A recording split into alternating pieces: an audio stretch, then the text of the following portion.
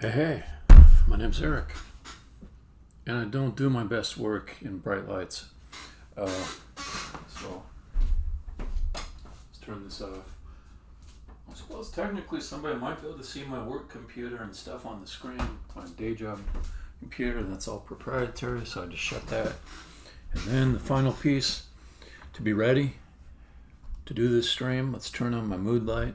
There we go. There we go. Did I mention that my name is Eric and I'm making a game? And that game is called the Godkiller? Have I ever said that before on this stream? I think I probably have. I probably mentioned it. It's a puzzle game. You saw puzzles? But it's an adventure game too. It's a big world full of places to explore, and there's characters, and you're in this battle against God himself. Maybe it's not a battle you want to have, but it's a battle you got. It's envisioned as a franchise. The first release probably will be called something like the Godkiller Chapter 1. And I've made quite a bit of headway on it. So you can actually play the game through from beginning to end currently. And the play experience is really good. It's not like these are placeholder levels that, maybe they aren't very fun now, but they'll be fun later. No, they're fun right now. So the project is in great shape. I am well on the path to finishing up within probably a year. And I want to finish it earlier than that. I really do. I think it's quite possible. I'd love to release it in 2021. All right.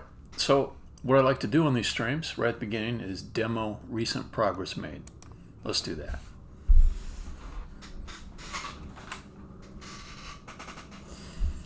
And this is going to be a very underwhelming demo because it's something that works underneath the hood.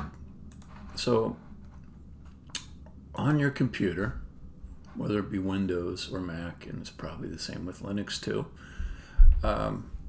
you can log out of one user account and log in as a different one. On systems like Xbox, the concept of profiles, and you can change your player, and then that feeds into the game. So I wanted to have the profile selection for an individual player come, oh goddamn, hiccups right away. I do not know what it is about hiccups in me in the evening.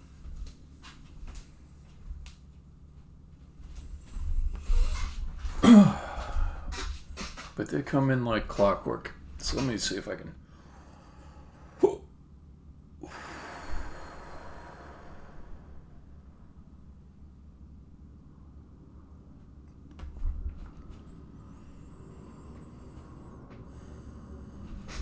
Let me try something. I'm going to look right in the direction I aim to speak in, and I'll keep talking. I think that might have something to do with it. It's like that twisted posture that starts the whole hiccup thing going, because I'm on meetings all day. And I don't get the hiccups until the evening, so maybe it's something about like me twisting to look at the camera while I'm on my other computer over here typing or something like that. Okay, so anyways, I wanted to have nothing in the game where you create a profile or choose a profile. I just wanted it to be picked up automatically from the operating system, or you could more abstractly call it the host environment if you're talking about consoles. So if the OS says this is Eric Hermanson,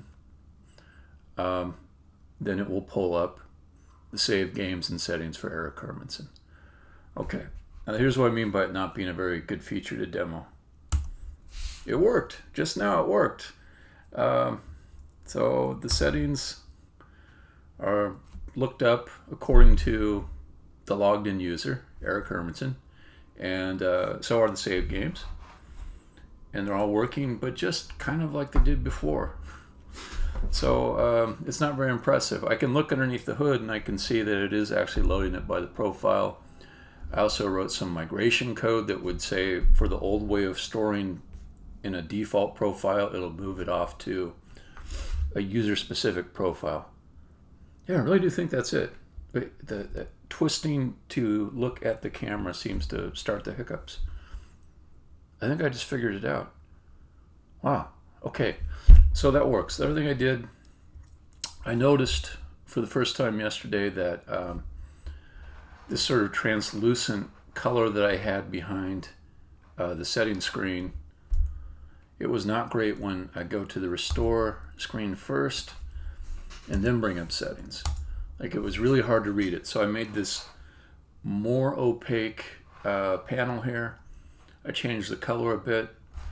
If you think about it, this restore screen is the worst possible type of screen to show a translucent background on top of, because it's got 100% contrast between full black and full white, and it's spread all over the screen, full black, full white. So you really got to up the translucency or the opacity in order for anything to show on top of it. And so anyways, I fixed that little visual problem. So, like I said, not much of a demo. Let me demo something else that I've had done for a long time, because it feeds into what I actually want to accomplish in this session. Gotta make sure I don't twist and talk. That gives me hiccups. I'm kind of gleeful that I just figured that out. Maybe I should be a doctor. Okay. So, let's go to a specific scene. Doesn't have to be any particular scene. I'll just pick one that's kind of easy.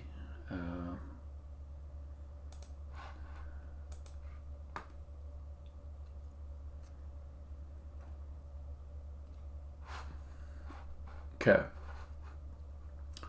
So I'm going to play this scene. I'm going to show you what's going on underneath the hood as far as what it takes to reproduce state within the game. So at this point in time, I've got basic start at the beginning of a level restore, which is not very impressive. You restore to a level and you just simply start at the very beginning. Most levels, it's no big deal to just start from the beginning. Typically, a player would not pause in the middle of a game. The levels are really designed that you could play through most of them in about a half hour. And even the ones that take longer, if you came back to them and played through a second time, knowing what you'd done previously to make progress in it,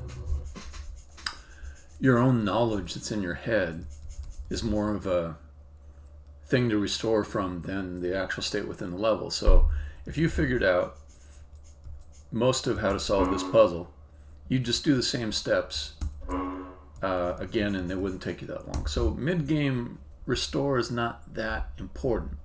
The other thing that I'm trying to discourage players from doing is what I call metagaming. So suppose you were going to try something in the level and you thought it was a little risky. I'll say, I will try jumping across over to this platform, but I think the spikes are lined up in such a way that I'll die.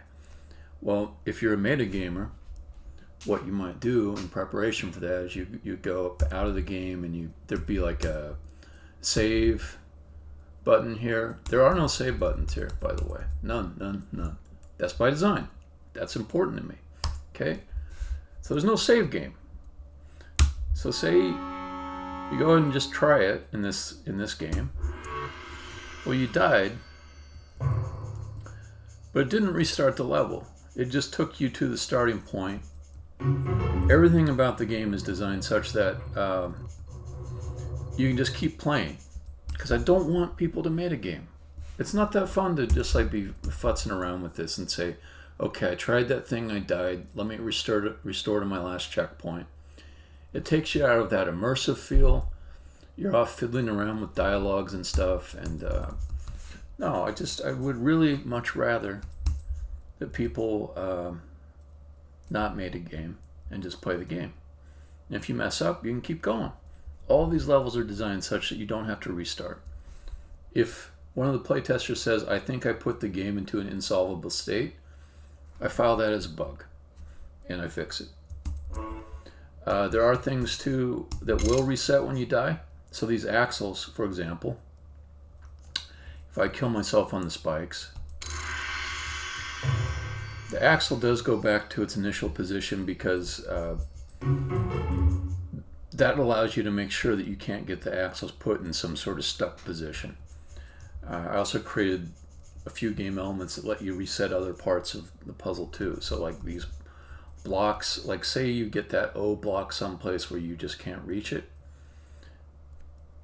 If I include it on the level, there's something called an altar, recently created, that will let you sacrifice one block and destroy all the blocks on the level, and then they'll get reborn into positions that'll be more beneficial to you. So anyways, all that just to get across the idea, maybe I don't even need a mid-game save or a mid-game restore. So I've been playing and dying and pushing things around. Okay, but there is one case that I can think of where I really would like to retain it. So if I exit the game, here, let me do the command that logs my mid-game. Okay, if I exit the game, because it's time for me to go to bed or something, and I don't feel like leaving it running all night. A lot of people would just choose to exit the game, right? Currently, I'm warning them, you're going to lose your progress in this level. And you got to decide, no, I guess I got to stick around and play this game to the end, or I got to leave it running, or I can just say, screw it, I'll replay it tomorrow. Okay? So, that's not very nice. That really isn't very nice, because this isn't metagaming anymore. This is just the player doesn't want to keep playing right now. They'll come back to it later. I think I do want a mid-game continue. I don't want to have like a bunch of like complicated slots and let's have multiple places you could restore to inside of a level you visited. Done that before. Made the granddaddy of them with help from other developers. Go look at the Drod Save Restore system. We wrote this all on top of a database in order to allow multiple restores inside of the room, showing the game state in previews so you could come back to it. But it's all metagaming, and I just want the player to just forget about Save Restore. I want them to be able to come back to it. So I pressed a key, a developer key, while I was fooling around in there, and it output all the commands that I had issued inside the game. Now I can take this and I can bring it over to this object here. Right now I'm in the Unity editor for the scene. And I can put this in the command playback. Okay. And also, when I hit play, it's going to replay all those commands I just issued while I was talking to you.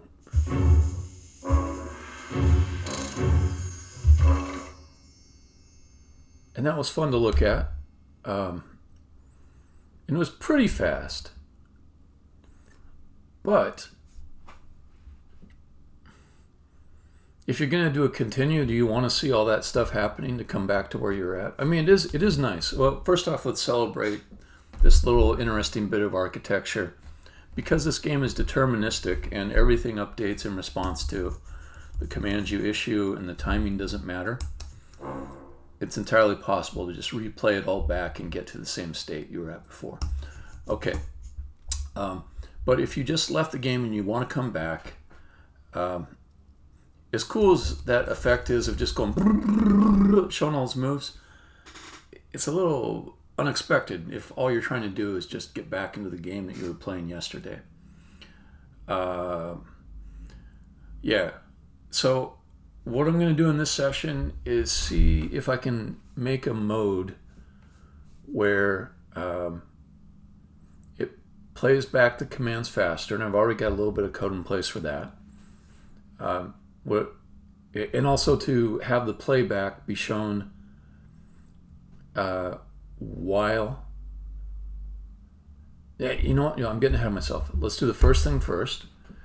And then I'm going to go into a level that's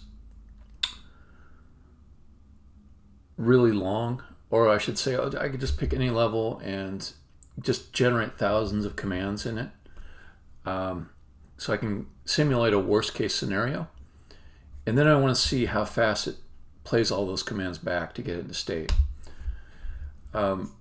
What I'm not interested in doing, I'm really not,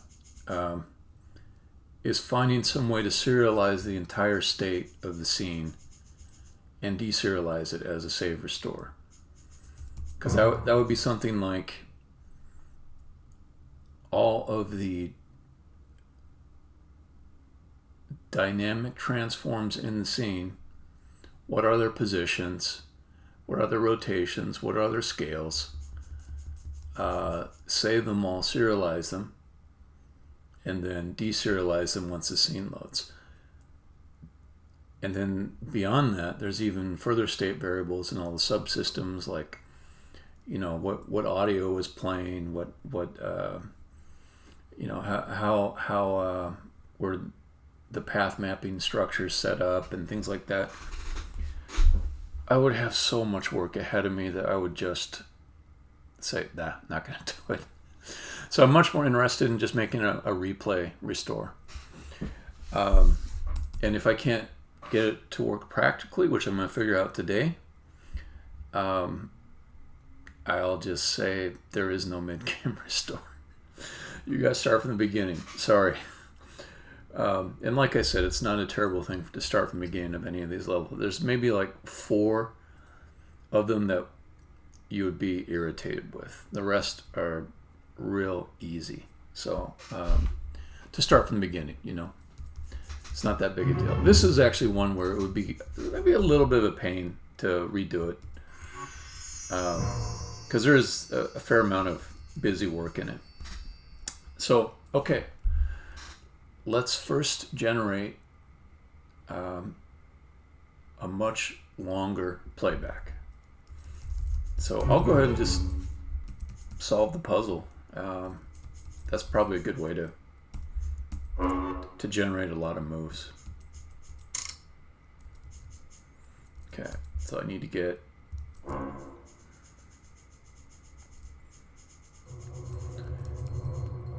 OXOX together. Okay.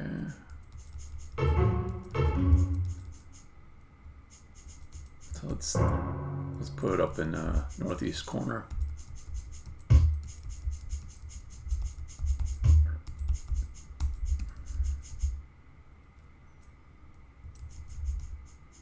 To get out of here, you just kill yourself.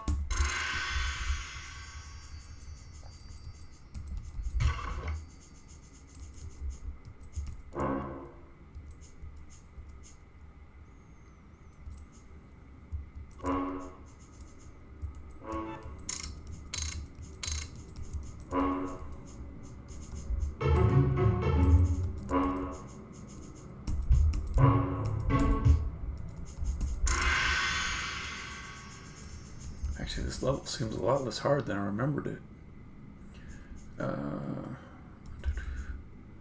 Okay, so then the O. Yeah, I can go that way.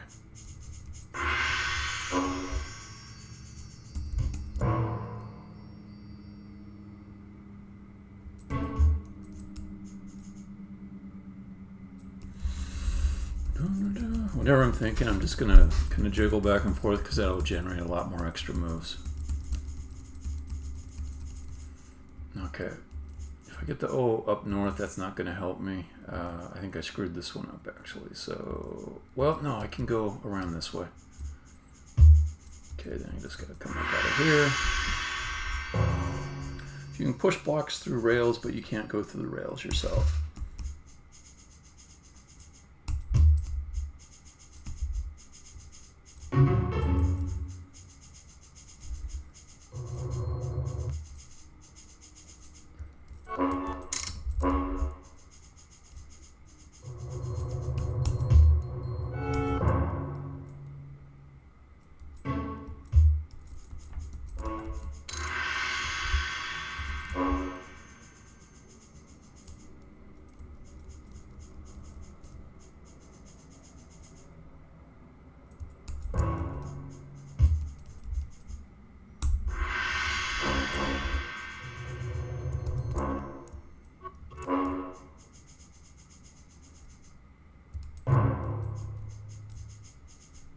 Oh.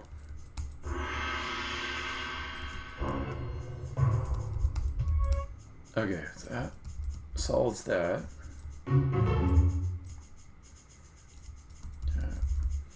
I will not show the bonus.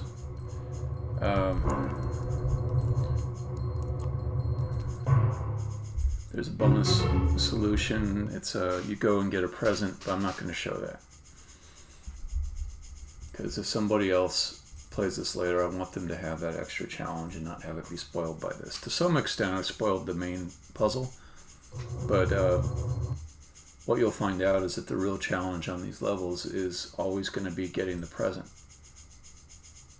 Okay, so I'm taking some laps around it like I'm out for a jog, because I want to put a lot of moves in that replay.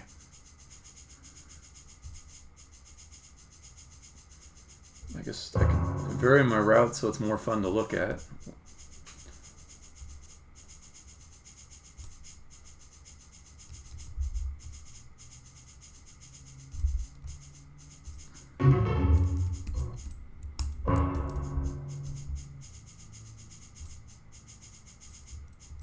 Oh, don't mess up that formation.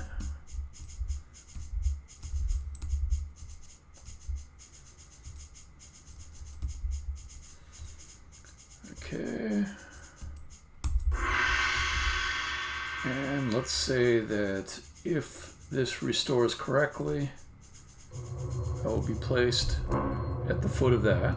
So I'm going to hit the D key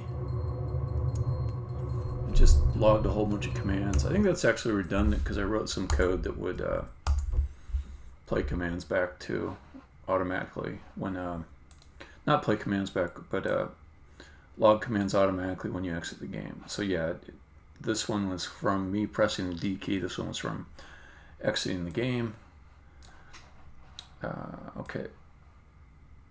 So that's a fair amount.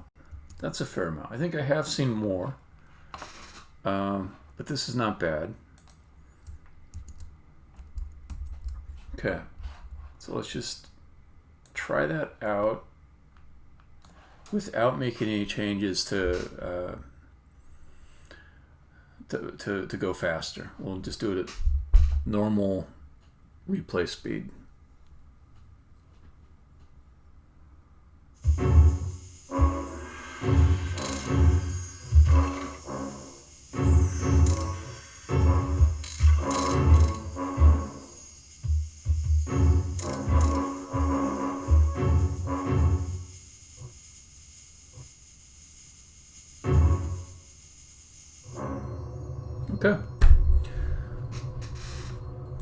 Okay, so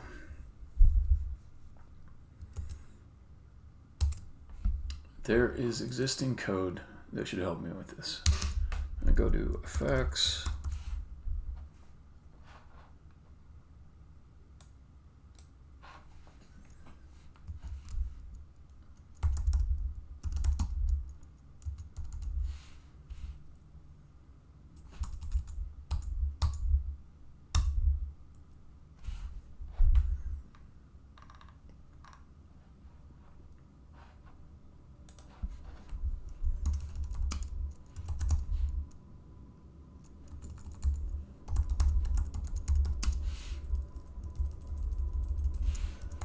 Rush all effects. Okay.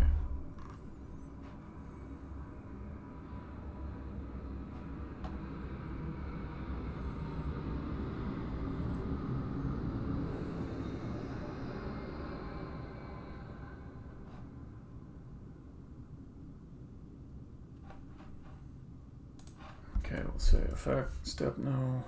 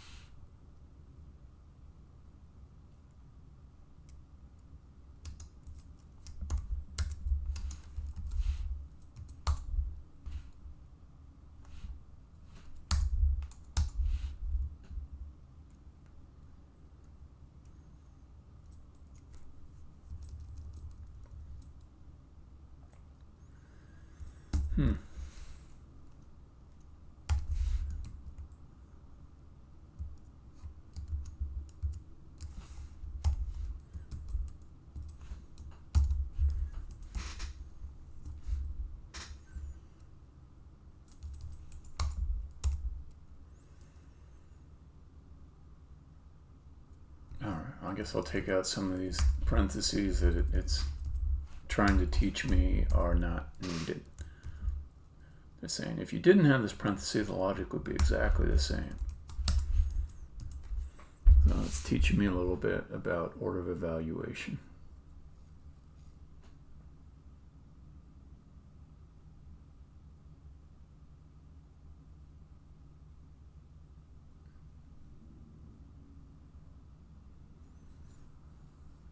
Although, you know what? This just makes it easier for me to understand it when I look at it. It may be pointless, but I can tell that this is all one thing here. So we're saying we'll rush if the flag is passed in that we should just rush all the effects, or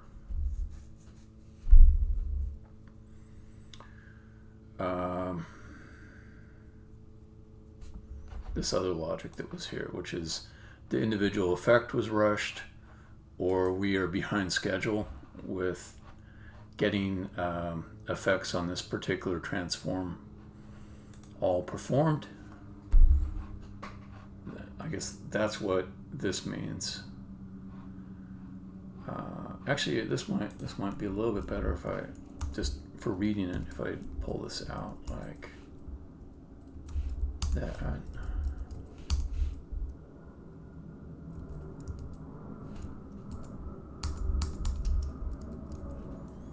All right, so that I screwed it up.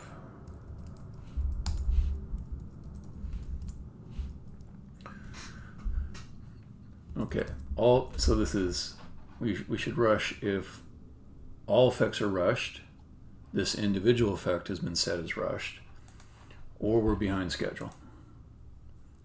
Not behind schedule, but the pending effects are piling up.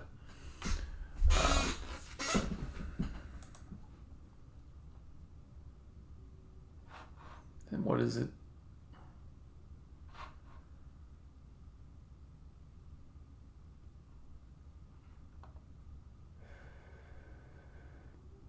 Oh, I see. They're saying if not, should rush. Yeah, I can go along with that. I kind of like that.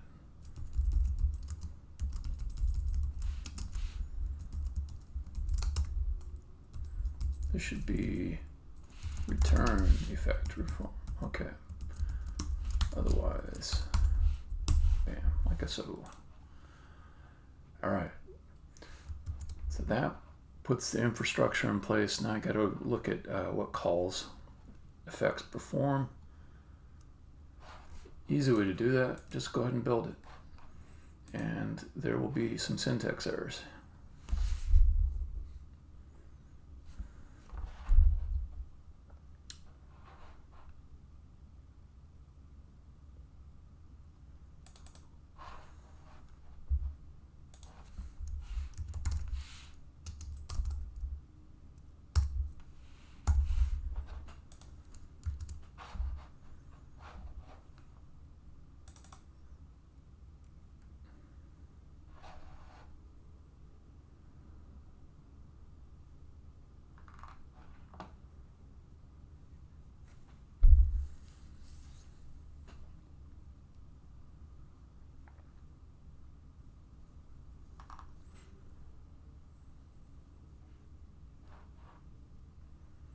Okay, so this is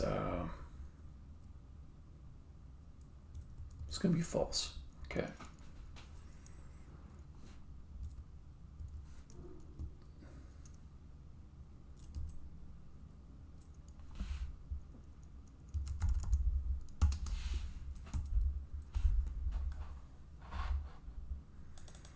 This one, I need some more general state here that's tied into loading, but for now I'm just going to say, let's just say we're going to rush effects all the time. I just want to see what it looks like. This is a proof of concept. I'm not doing the architecture entirely perfect yet. Just want to see what happens. This could be spectacularly bad.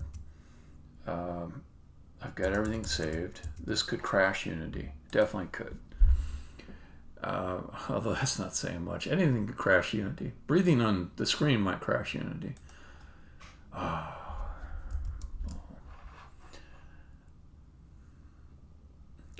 Saved, and here we go. Crazy times ahead.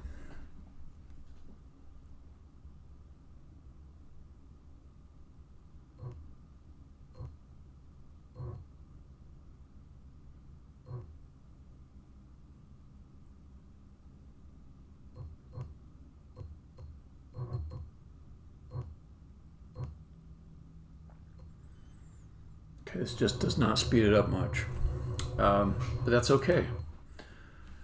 That is okay, because one thing I'm doing here is I'm waiting for multiple frames to go by. What if I just perform all the effects, perform them all until they're all gone, until they're just all performed.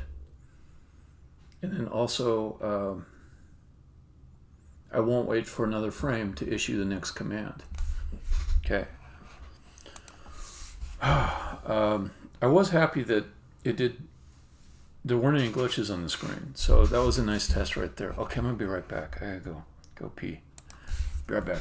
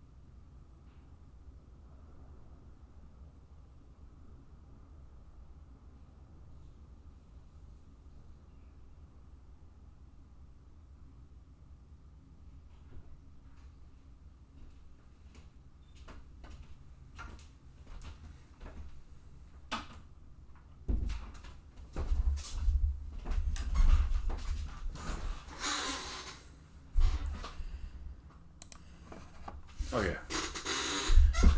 So I do not yet know if this is going to work, because I haven't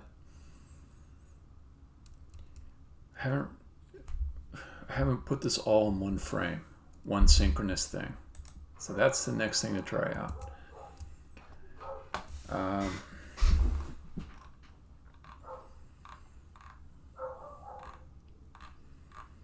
So there's some code inside of this.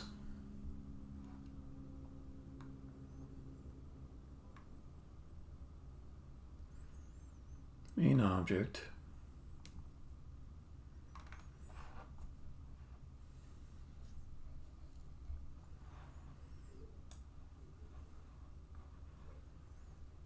Where it says if we've got commands that are waiting to play back, let's just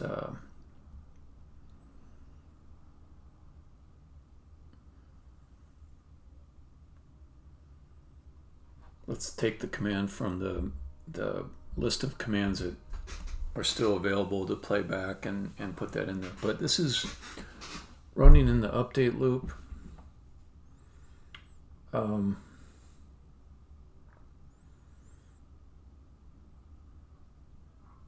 we need something else. So again, I don't want to architect this exactly right to begin with. This is just like a proof of concept, a POC. So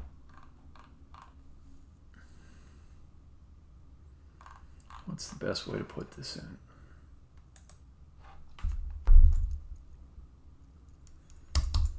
Okay, we'll say void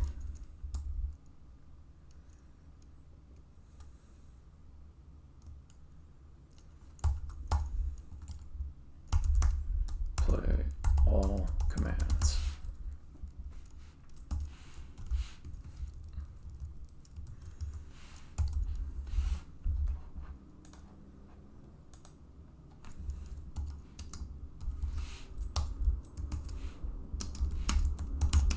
Just add in a note so I don't forget to come back and clean it up if I need to. Okay.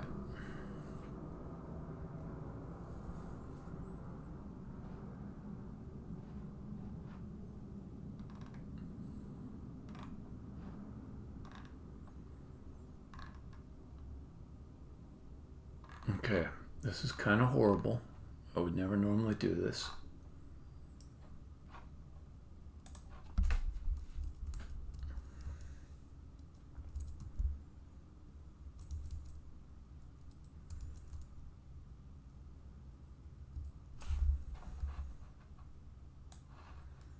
I will call update directly. Because all this logic is in here for doing everything that needs to be done. So, I mean, it's not a good practice to directly call these event handlers. What you would normally do is refactor this into a different function that update calls, and then have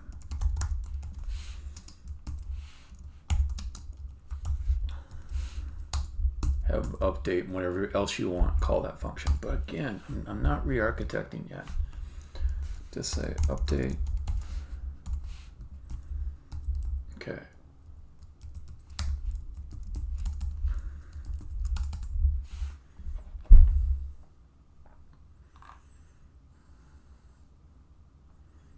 And this is dangerous. So let's put in int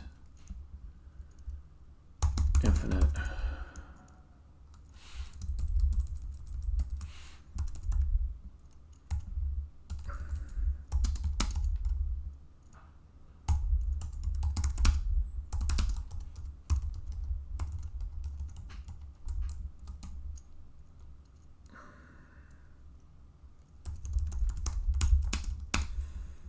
let's say for now 20,000 iterations. That's way too much, even though there might be a level someplace that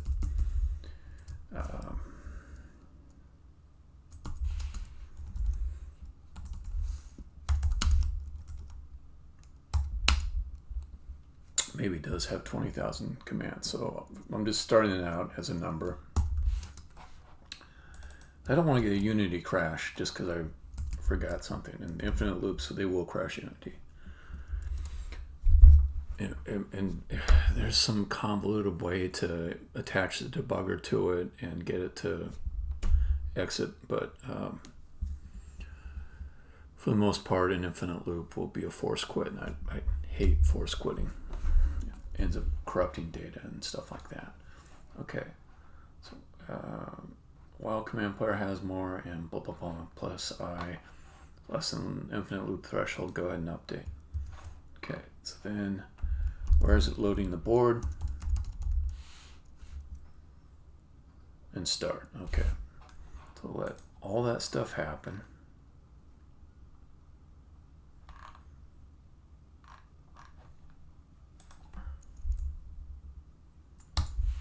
And down here, play all commands, and this is not what we want to do for realsies. To do delete. It's just the POC. Okay. Let's try it again. Also, hit play. Let's do it. Let's do it.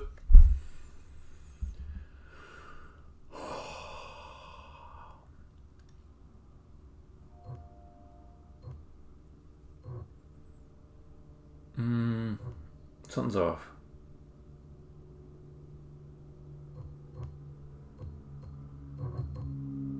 Because that looks exactly the same as before. I wonder if it compiled.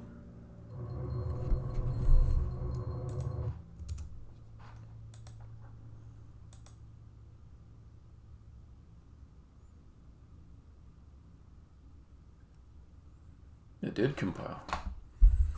So when we said play all commands, what happened? Was there an exception? Just this one that's benign and I can't do anything about. Semi-benign. I kind of felt like I should have done something different there.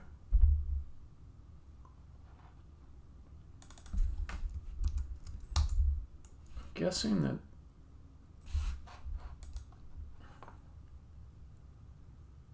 it exited early. Here, let's set this so I can go through the debugger. Yeah.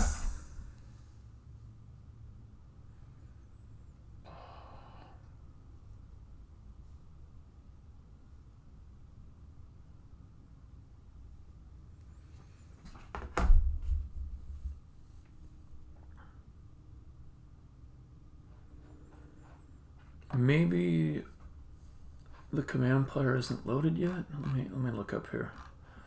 Play all commands.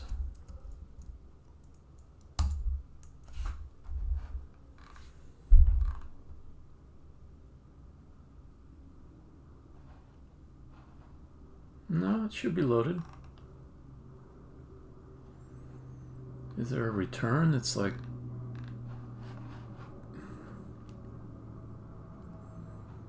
Okay, at least let me put this up top, which is where I want it. Now I don't see a return. So I'm a little bit mystified, but let's put this up top.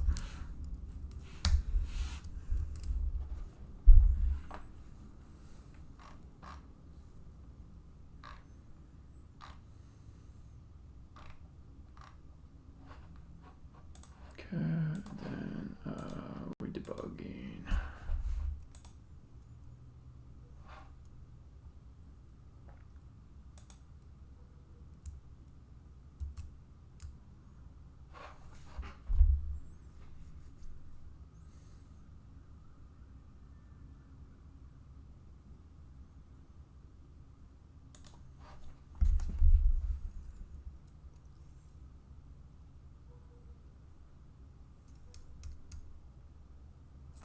Okay, so it's going to go in.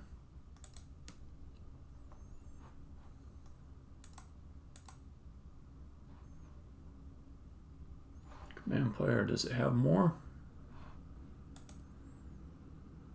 Yeah, it's got 1808. So it should have more. I will be less than infinite loop, so I think it will go in.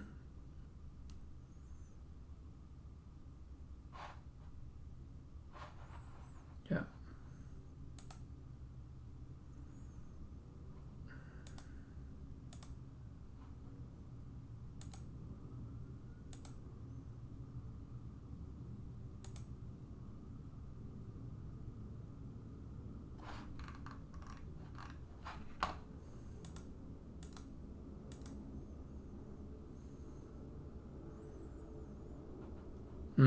It might be skipping out of this.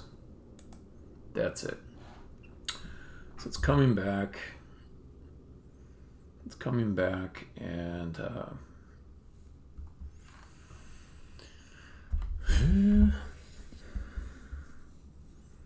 it's doing the playback inside of here instead of in response to start. Okay.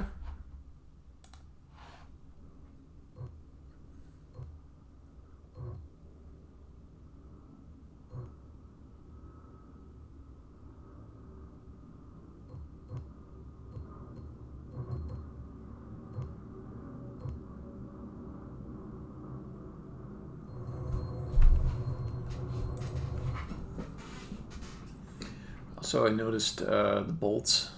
I don't need the lightning bolts when I'm in a rushed mode. Let me fix that. Okay, so bolt. Let me see. Bolt manager. Okay, block bolts. Does not need to be in finish. Finish can be nothing. Finish can just be empty.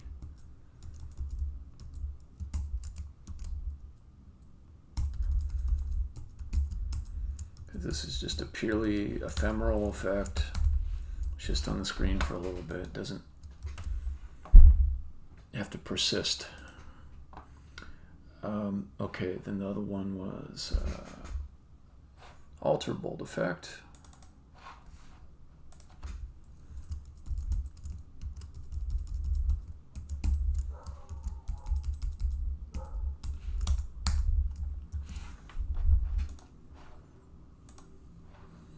Okay, back to the main object.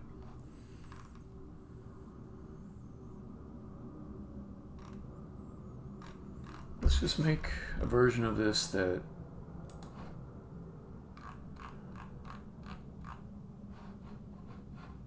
only has what's needed for getting everything to its target state.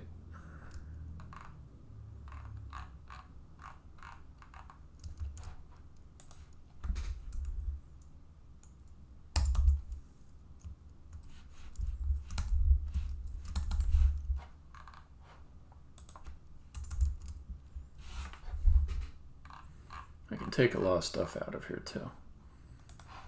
Update.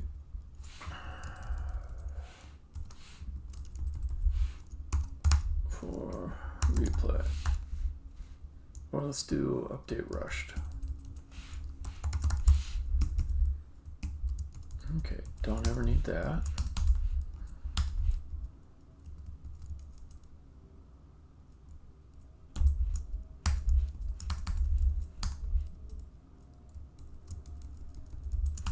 Don't need that.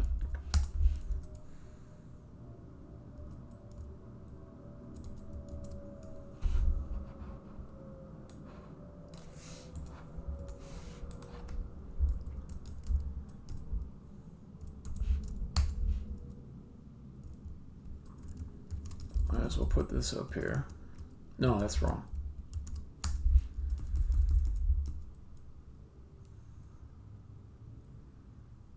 Okay, for now, let's leave that there. Although it's debatable whether I want the command player to be editor only.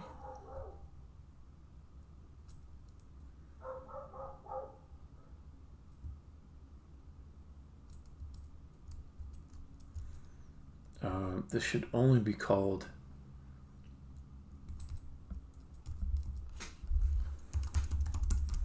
if there's a command waiting.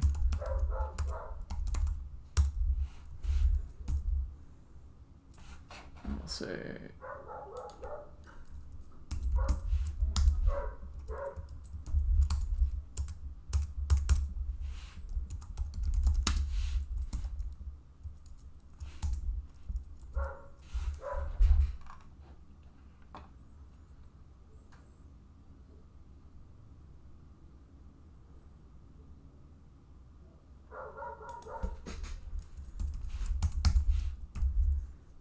player guide.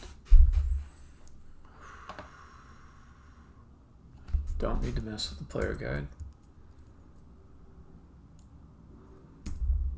Although let's remember to put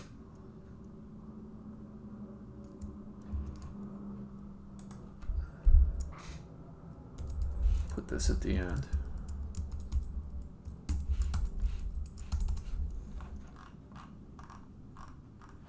Let's say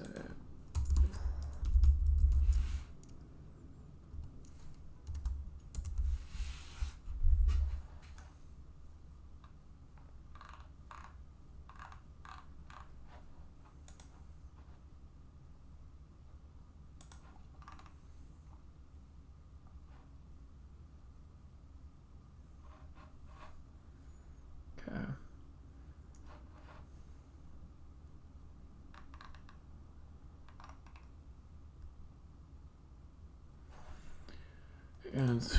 let's see, all commands are disabled at this point. So this is like not useful to have.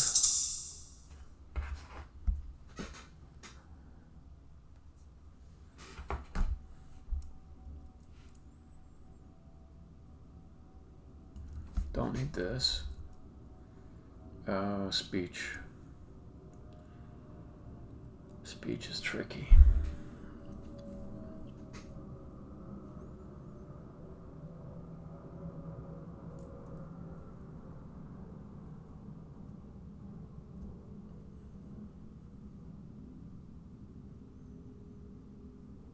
Okay, let's leave that. Beat light controller, don't need it.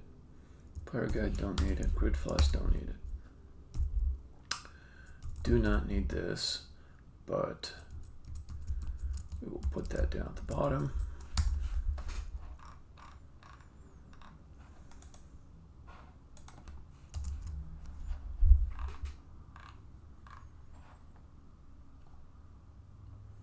Made effects, I don't want to handle any. Commands for playtesters or developers, do not want to handle.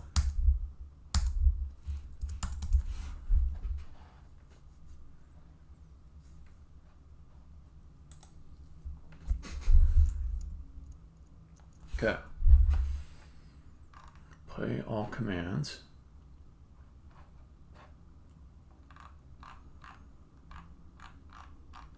Okay. It's not bad. This is a pretty stripped down. It might be the thing that I end up reusing.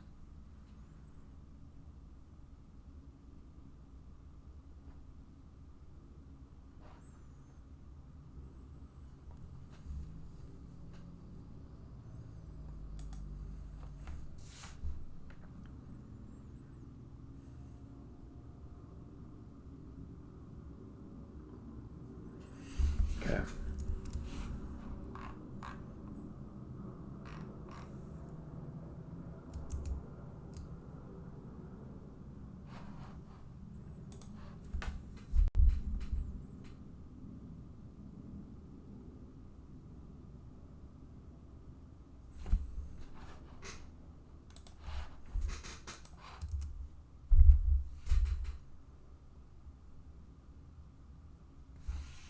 Okay, that was pretty quick. The camera didn't update, but I am in the right spot. Okay.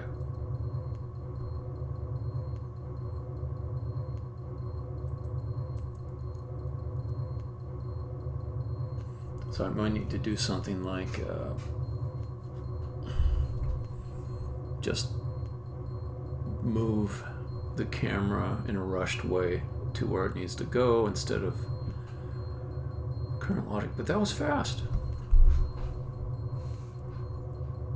There. So a thing I can do.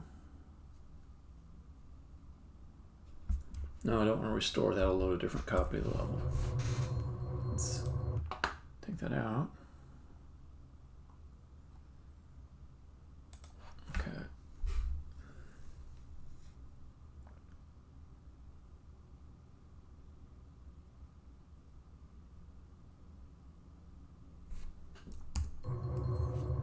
It's like 1,000 commands played back, and it took maybe 3 seconds. Let's see what the state looks like when I go walk around. Is anything messed up? Oh yeah, I've got one thing messed up, which is all the effects are in a rushed mode. So now I'm just like hopping without animation to whichever square I'm going to. Sound effects are not playing for most things. The exit being one that it still is.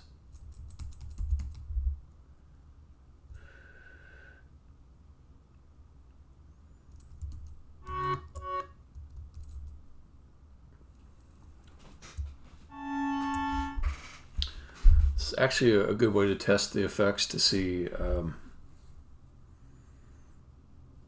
if the rushed versions of them are doing what's intended. I can tell you right now that the fling guide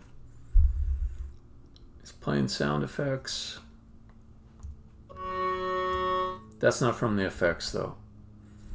And because I disabled the player guide logic in the rushed update, I didn't hear anything as I went through it. Alright, let's try some of these other effects. That's good. Just a 90-degree turn, no animation. No sound.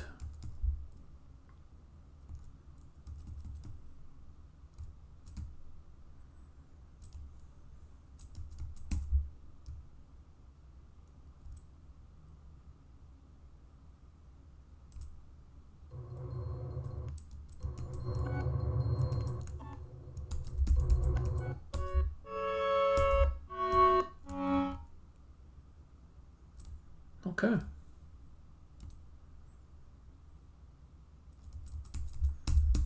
This is going to work. This plan is going to work.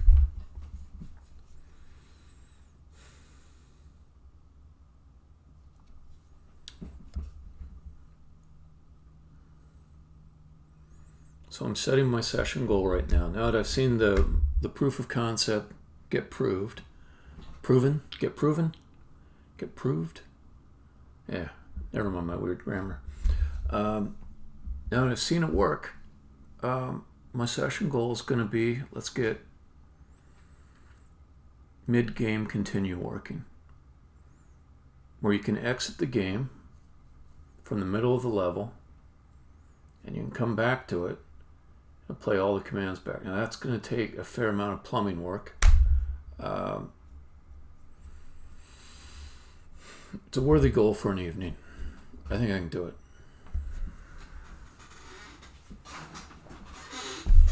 But not without some form of carbonated beverage. I'll be right back.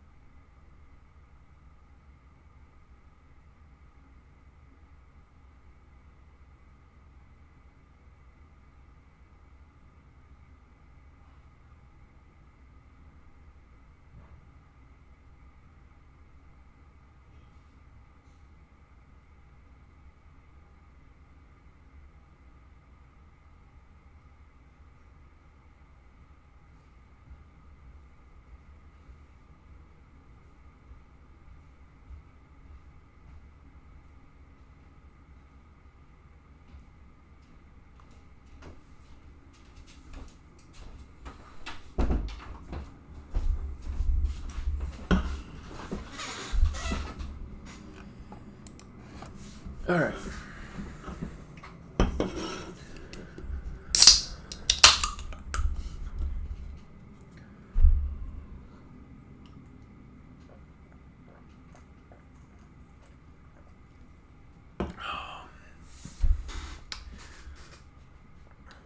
So a person might say, okay, you got hiccups when you twist to look in one direction.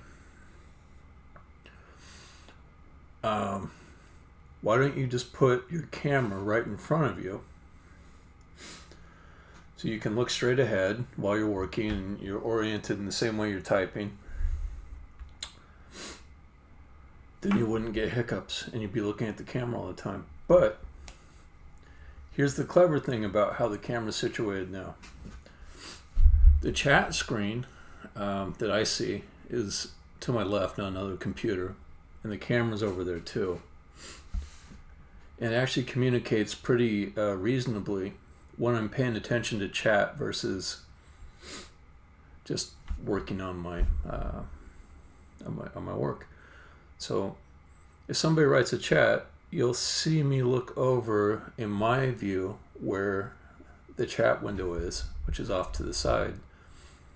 But I will also have the appearance of looking into the camera at the person who gave the chat. So, It's kind of good. I just have to remember not to do a whole lot of talking while I'm twisted, because that gives me hiccups. I just learned tonight. I'm like an amazing diagnostician.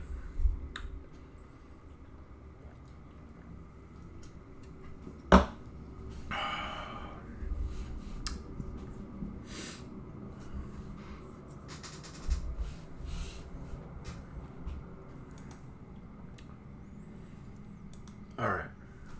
So I need to make a plan, a design, a pocket design. Hit unplay. Okay, I'll do one thing right away that I know is right. Perform.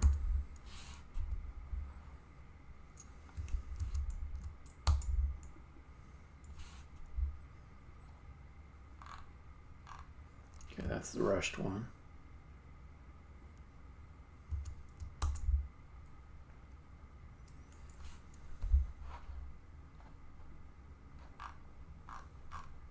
Then there's one more. Set this one to false.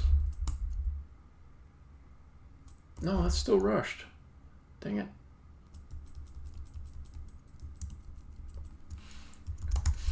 Okay, so what is it? Down below. Update. Right here. Set that to false. Okay. So pocket design, here we come. Start with my requirements.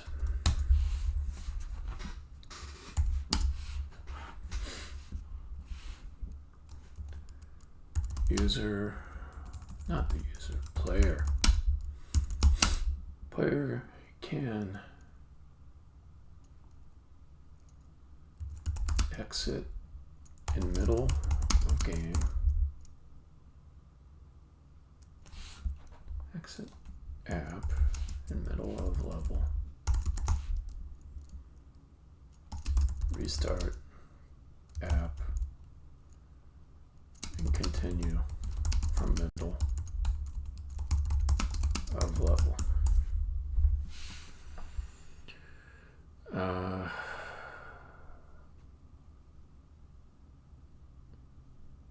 think that's mainly it. Like I was saying before, I don't want to have like save restore explicit functionality where you can save a position in the middle. I don't want save slots. I don't want a checkpoint system.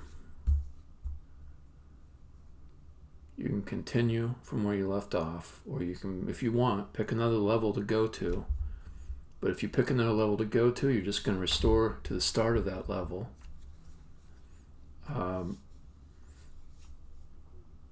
I'm not going to keep your position in that level if you change that level to somewhere else. But if you just exit the game and you come back, continue will leave you where you were last. I think that's a pretty good way to do it. Okay, now I'm thinking about the level controllers and speech.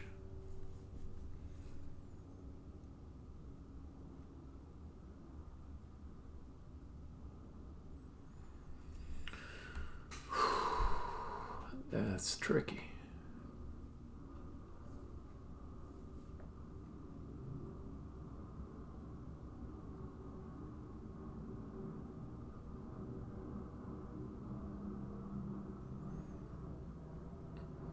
Okay, I'll add this in too.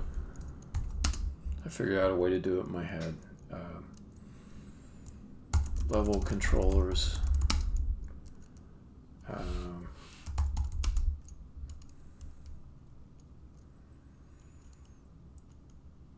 Will be in same state.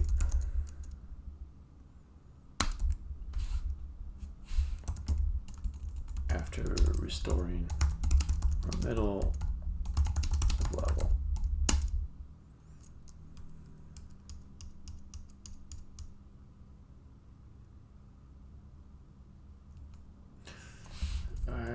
me just say ideally or optional.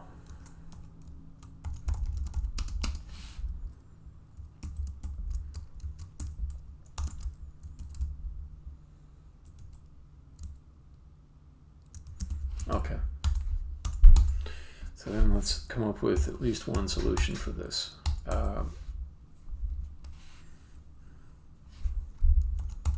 Player info.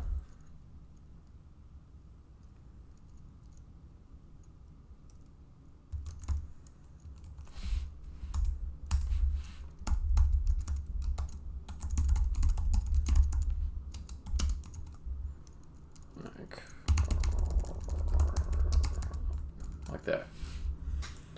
Okay, it'll just have inside of it, it'll have just for the last level you were on, any commands that were issued before you exited the game.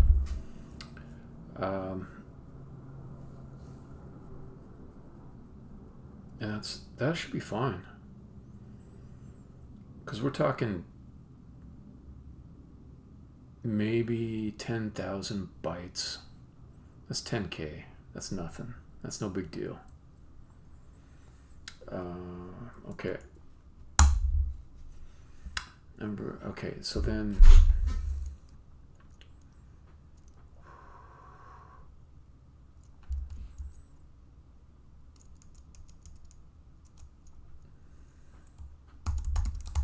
main object is it going to be start?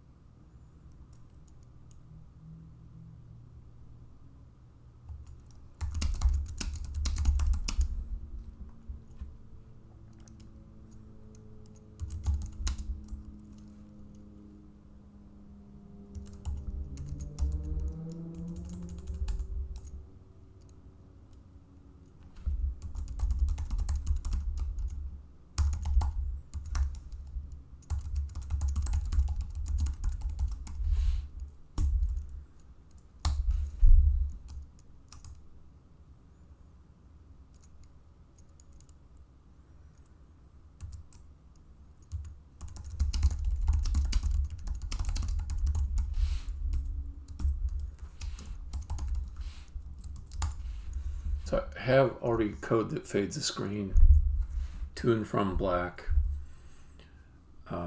Question is, if I now have code inside of main object start that is going to play back all the commands, and I want the screen to stay faded out,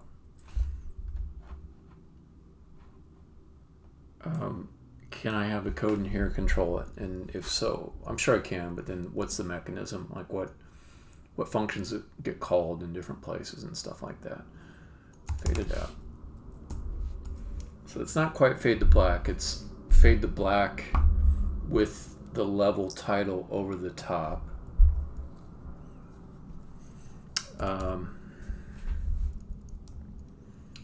Okay. Screen fades in. How? Okay, I'll check that in a sec.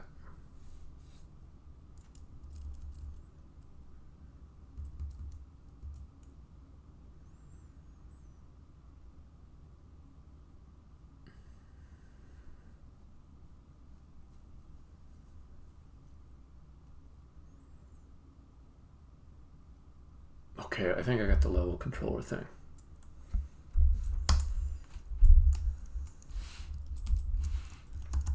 Replay last level commands does not call level controller.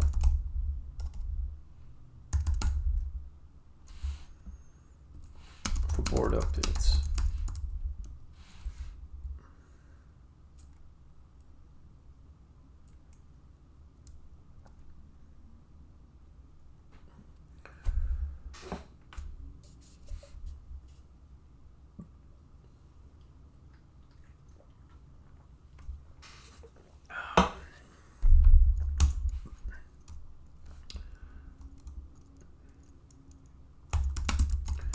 it calls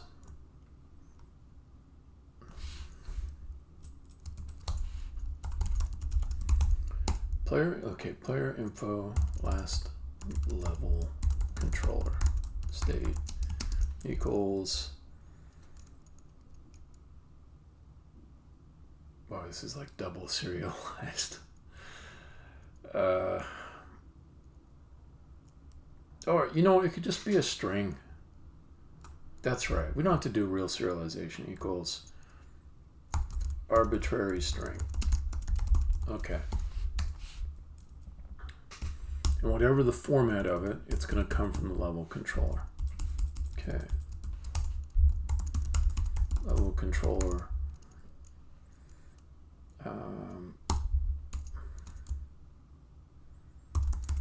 Get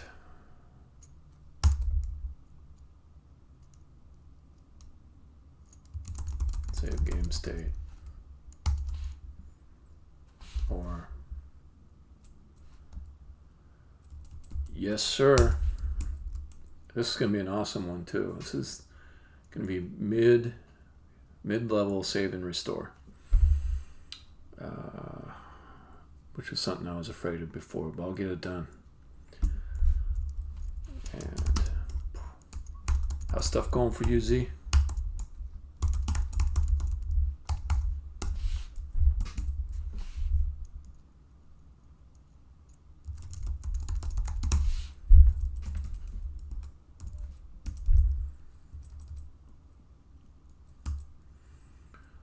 Well, there's more than one way to do it. The most conventional way to do it is you would take everything in your scene that needed to be restored later and save some data that represented it. But what I'm doing is maybe a little bit easier. So I load the initial state of the level just by loading the scene, just like you would any other scene. And I replay all the commands while the screen is blanked out, but in a rushed mode, so that all the same updates are made to the scene that would have happened while the player was playing the game. And it only works if you have a certain architecture, but it's much easier than doing a full save restore of game state.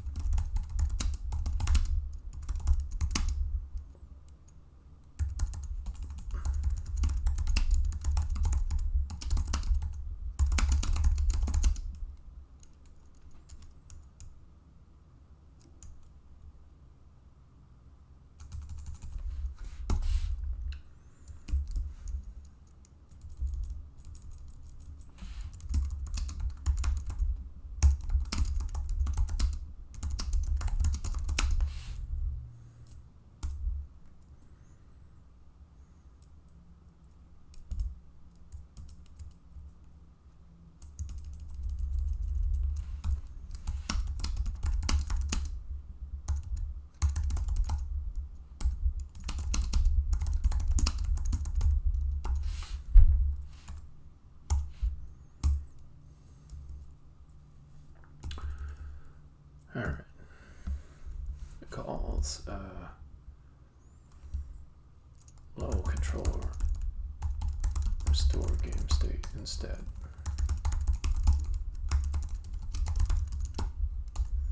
Okay. So then in the meta menu, if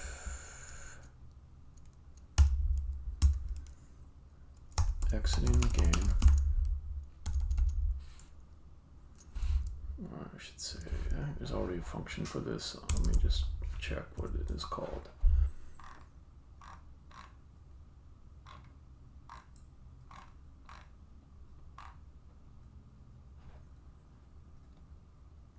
I'll confirm exit closed. Okay.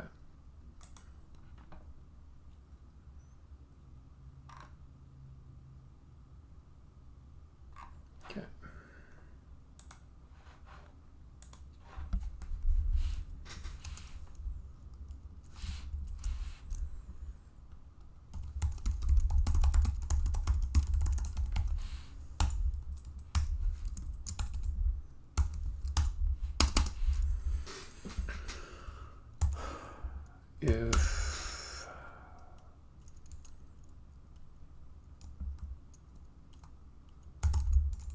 If there are commands and in command player,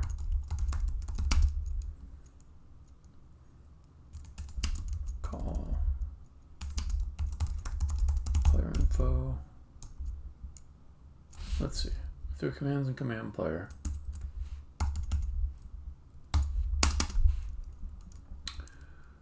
We say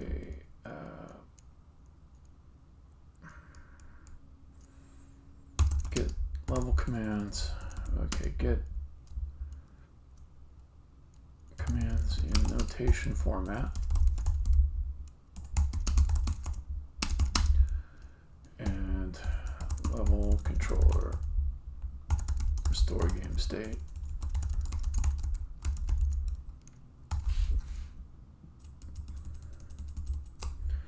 This is not quite a good name for the function, but let's leave it for the moment. Call players, save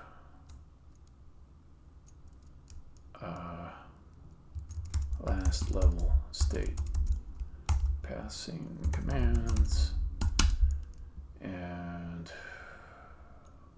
level controller state. Okay, let me work on these names here, because this doesn't actually save anything. So let's call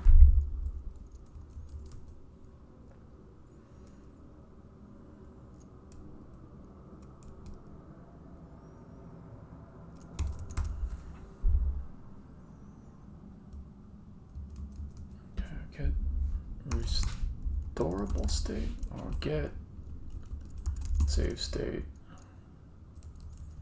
restore save state.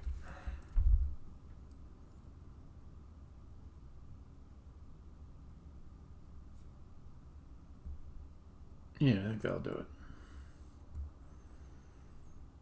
Okay, so that is probably a complete plan that will work.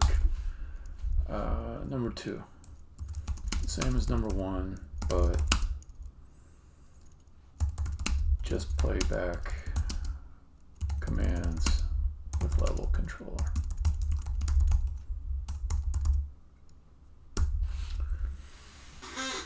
Okay, let me figure out these hows here. The screen should be faded in and out. If we look at main object, let's look at what calls the screen fader do I have. Okay, what's this? This is if you start the game.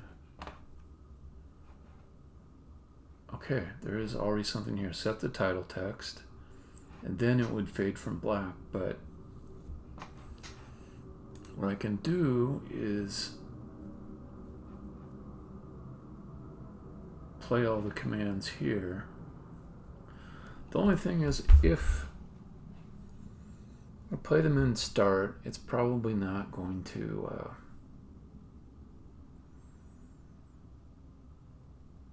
update the screen. The other thing I wouldn't mind doing is allowing for some kind of updates to happen while it's playing back the commands. Like I might want to show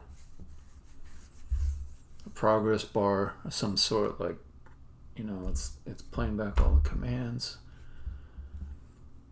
Maybe I just don't want to lock myself into having it be synchronously updated right here in the middle of a frame. But maybe my initial thing will be,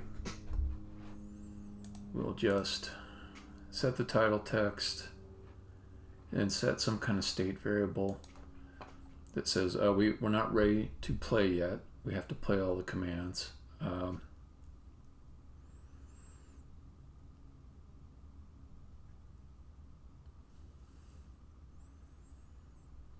Okay.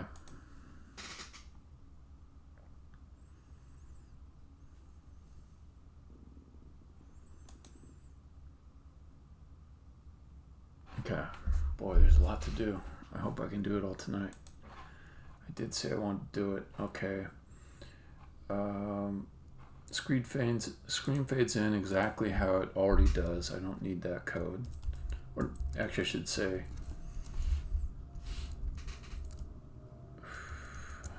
screen will be faded out.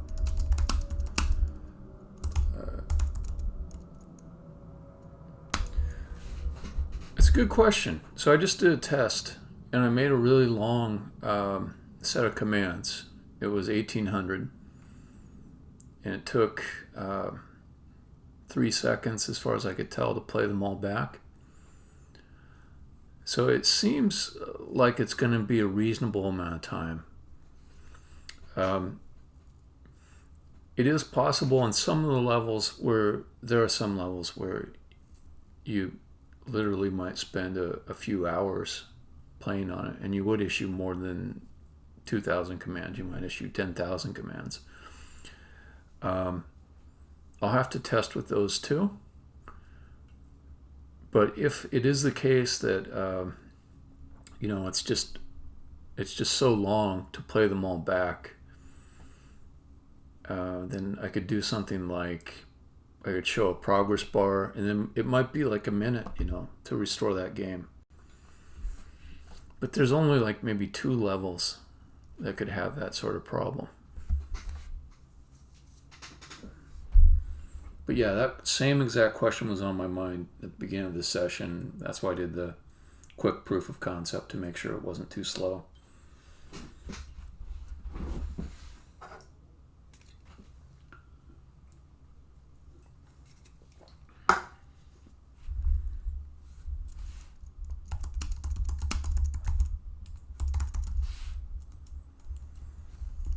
Screen fades in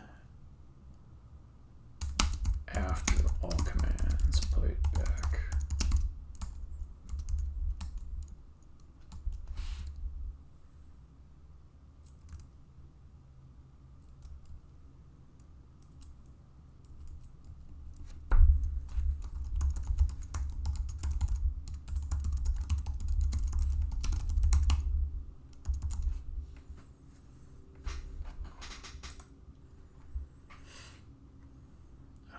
Okay, number 2. Okay, let me say also number 3.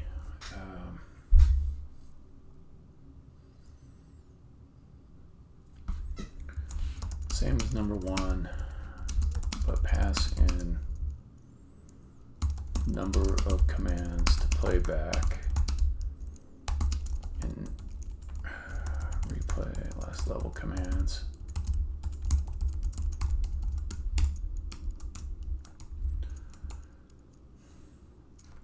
Update will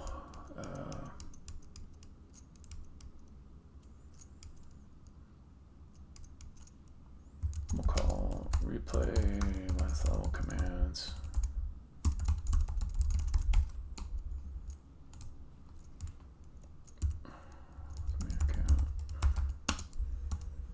Multiple times until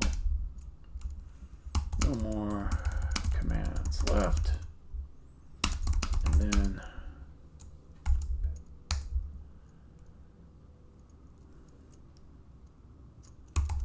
normal updates. Okay. All right. So number one's kind of the baseline solution, the default one, the one I'll probably do. Number two,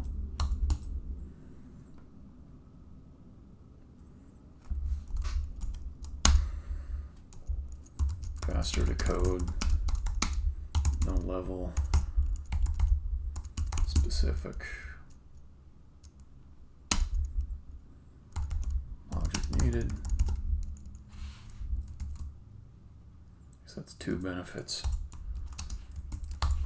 Minus won't work on timing based. Level controller logic. E.g. door opens after character speech concludes. Don't want to do a lot of that, but there'll be some of it.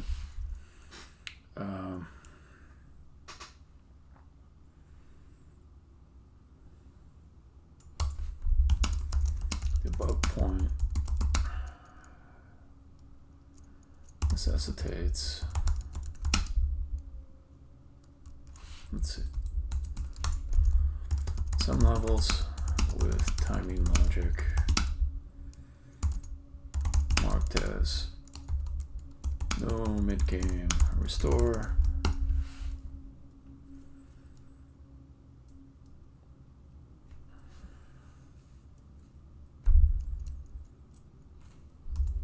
And always restore from beginning.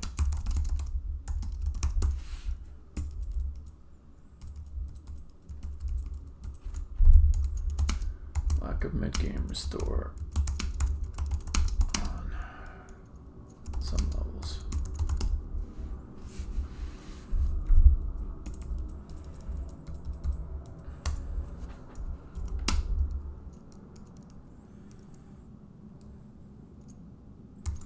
Ability to show progress bar. Very long restores.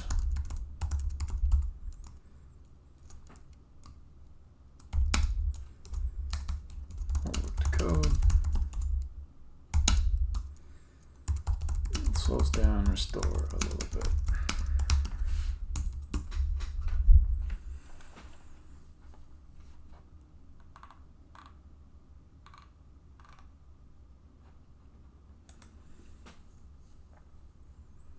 I think number two is not good.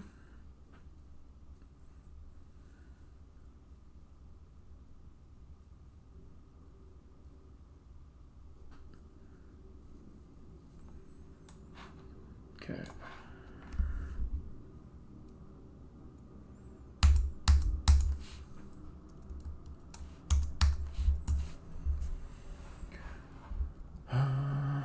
Number three. This is probably the right way to do it, actually. That way, for the super long levels that take a minute to restore, we'd have some kind of indication it was still working. But I can wait. I can wait to see if I truly need this, and I can save some time on it. So I'll just leave that out for now. And this is the plan right here. And I'll start going through and putting this in. Okay. So let's start with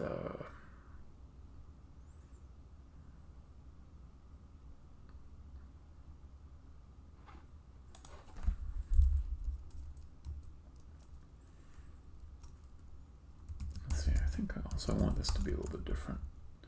Have one number, like state now. Bars. Okay.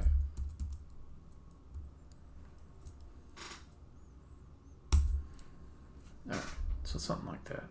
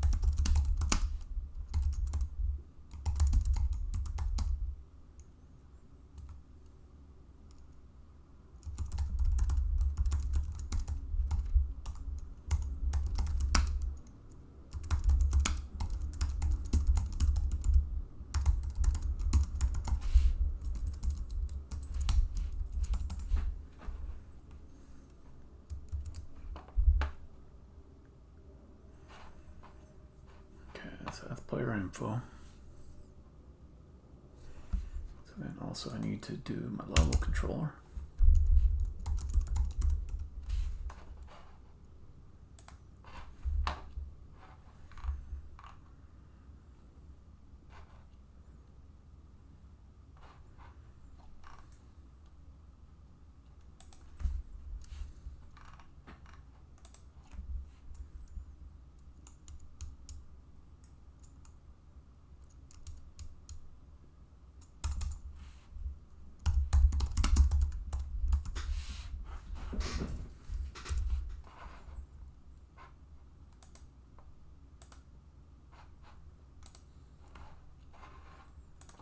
That's done. Get save state, restore save state.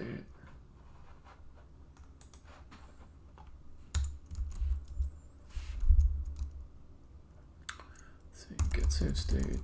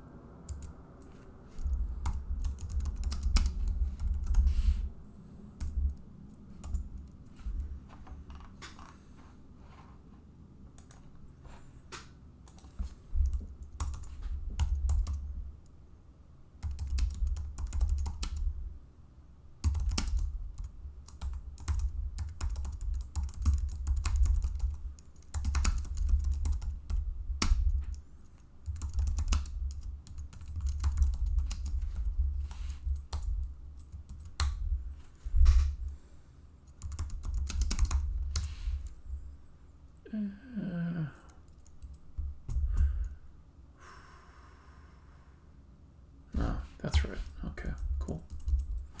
There's that.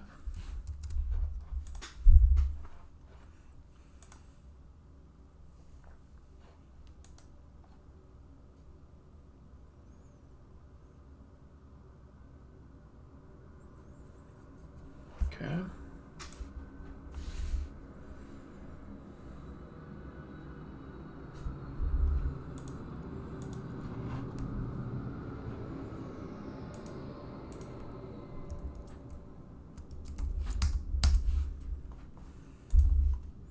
And players. Players need some stuff.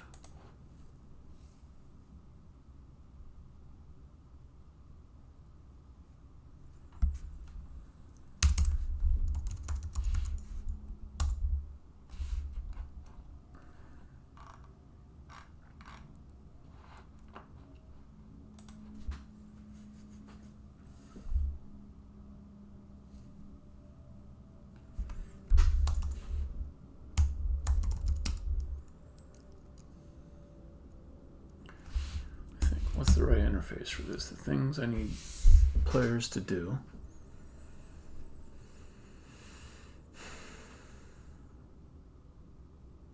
I think I can just use this get player info, set and save player info interface here.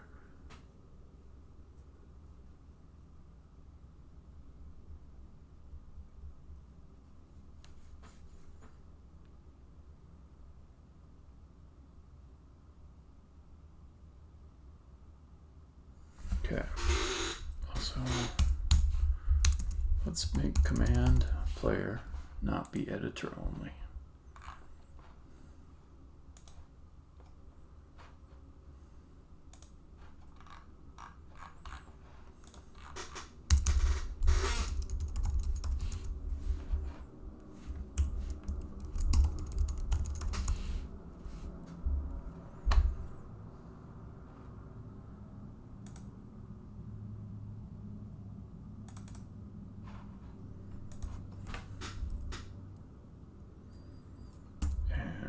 Command recorder also is going to be used. So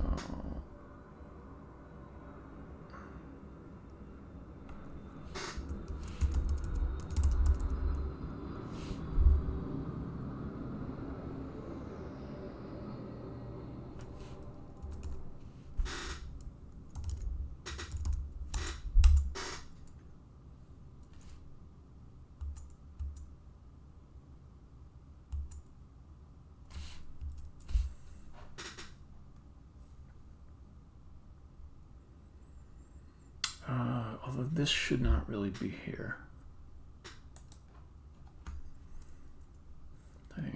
I'll just delete this.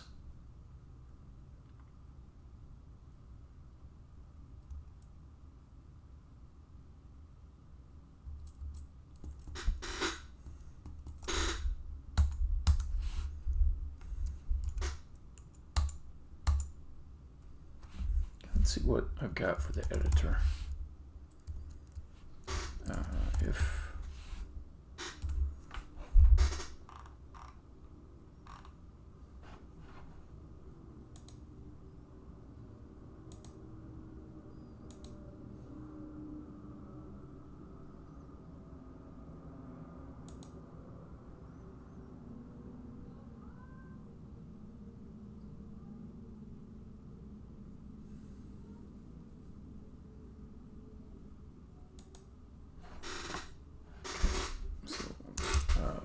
command recorder.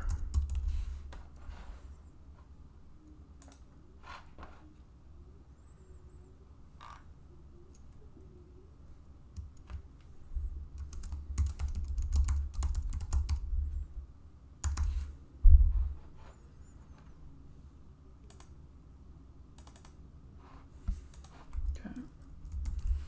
This I want to happen all the time.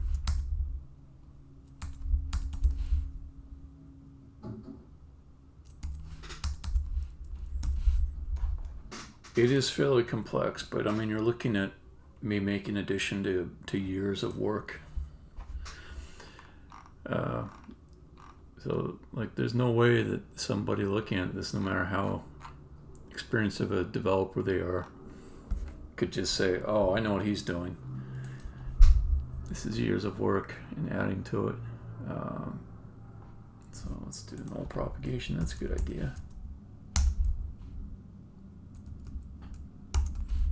There we go.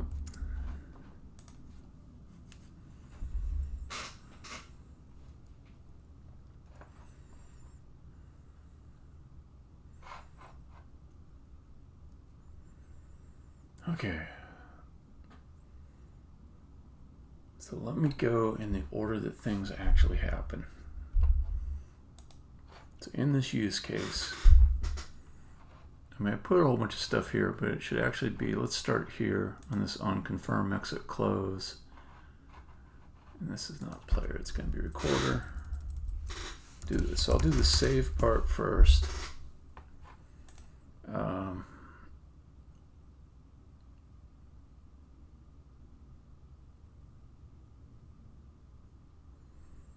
Okay.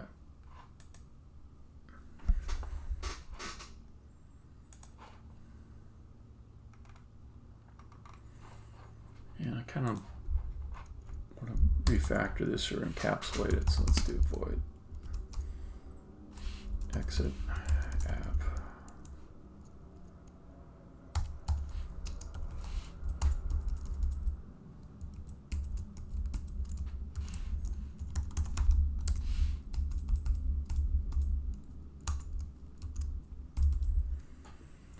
Okay, so we say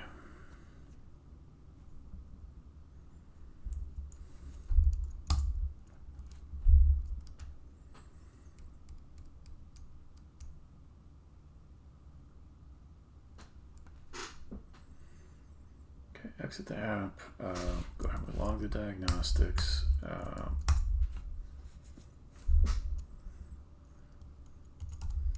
player info. Actually, I only need to save the, no, okay, cool. Okay, player info equals players. Yes, this is my class for getting save games and setting information. Okay, let me say player info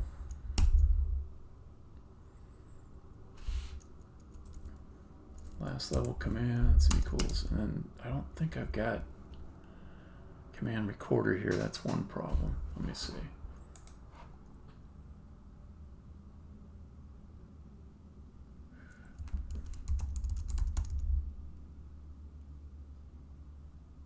Yeah, that would get passed into here for that.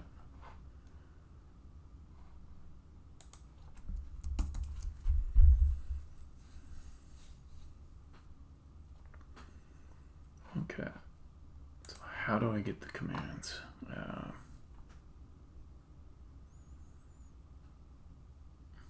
What's the best way to get them?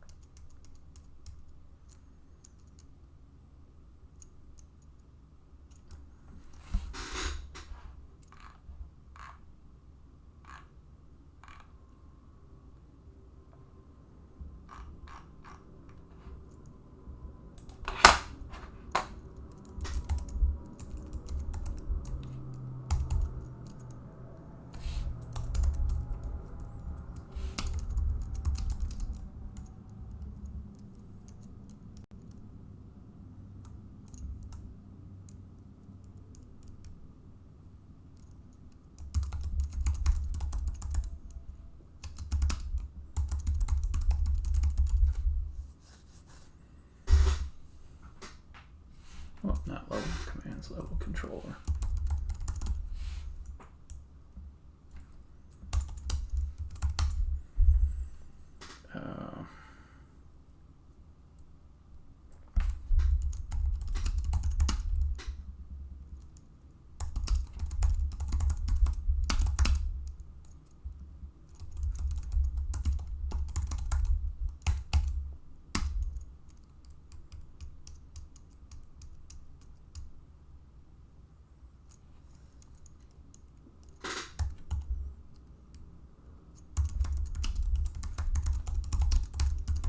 I think that's wrong.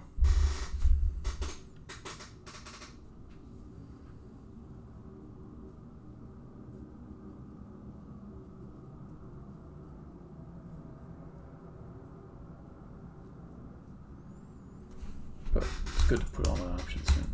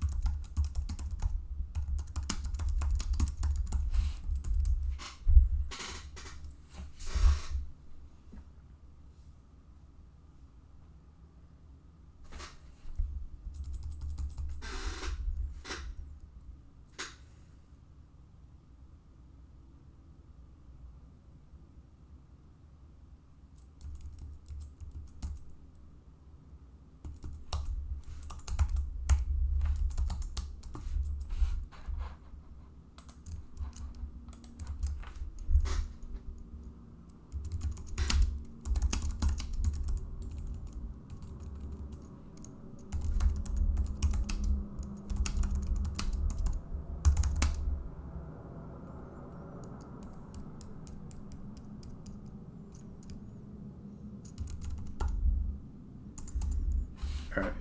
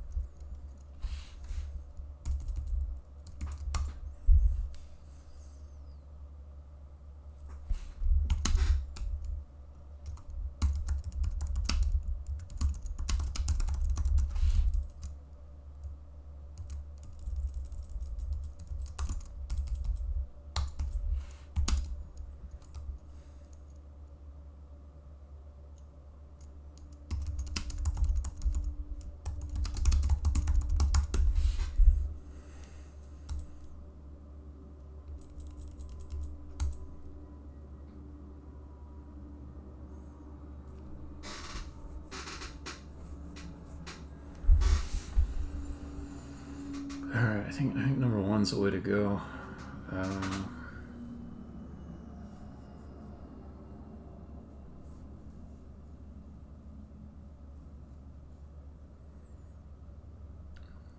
Yeah, I don't mind the meta menu initiating saves. The main object saving before it goes to the meta menu is a little janky. I don't know if there's any real advantage to that, other than maybe if I just don't like passing a lot of parameters. I mean, it is a little confusing. Contract for show. Why am I passing these things? Okay, one other idea.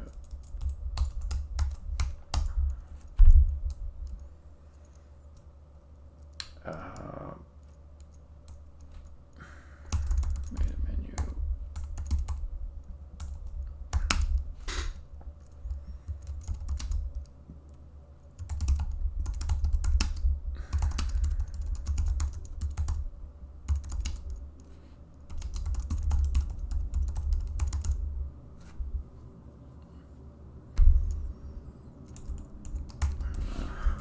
One other idea.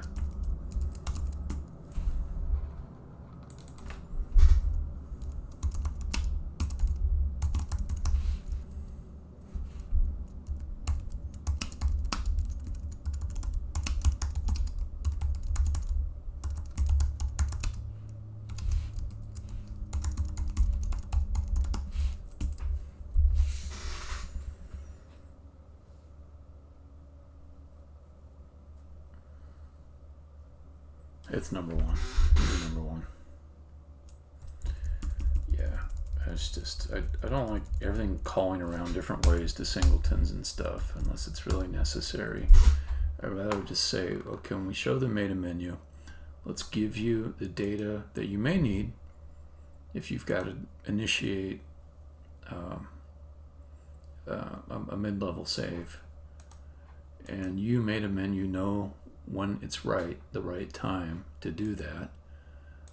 Me, the calling code, does not know, because I don't know what actions the user is going to pick inside of you. But I will just give you what you need. Do it if you want. Okay. So then that means up top here, show.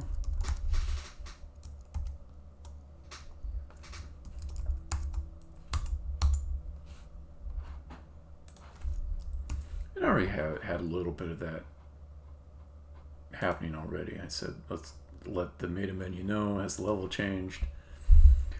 Let's see, and we'll do also command recorder. I could even get rid of has level change because that'll be implied by command recorder's contents. I kind of like that. And the other one is level controller.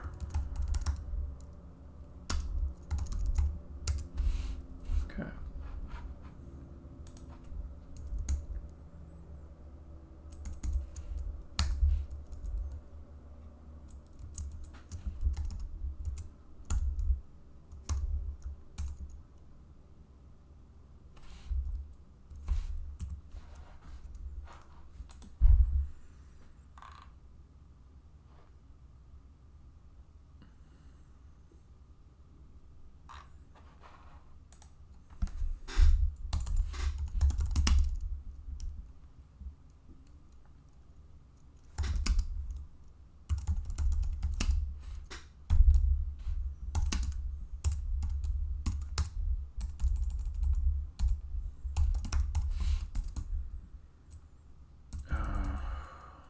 I always forget the notation for, not the notation, the syntax for properties.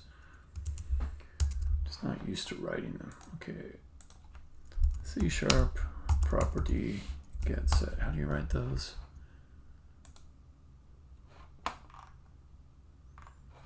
Public something, what you want, get, return the other thing you want. Okay. Public int count.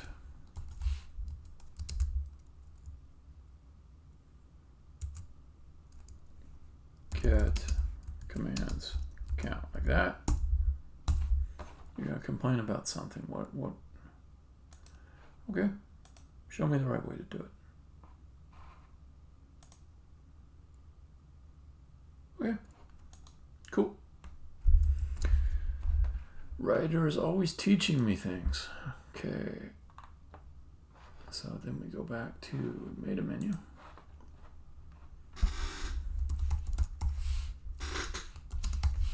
Okay.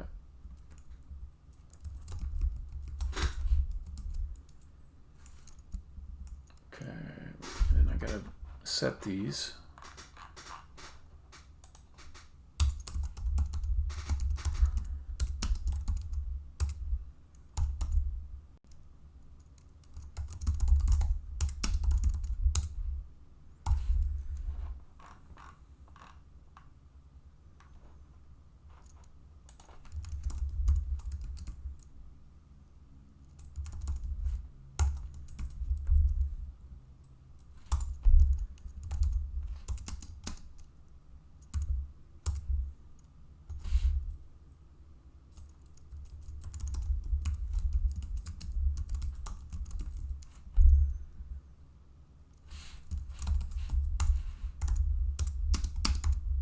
No.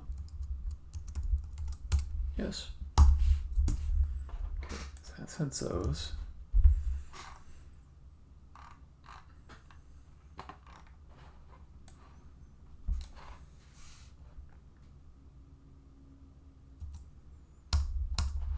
Let's make this a static. And we'll say we're gonna pass.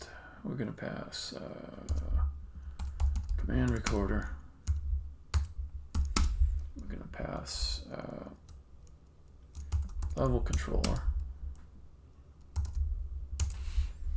Okay. Okay, and we'll say we will do a save, but only if command recorder count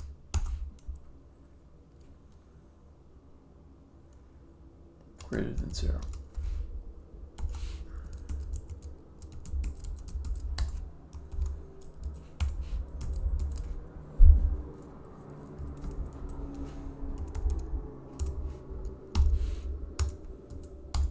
Okay, player info.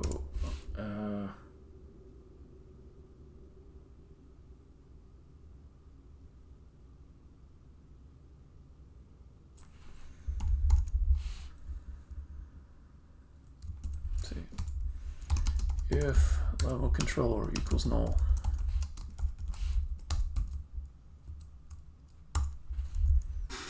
player info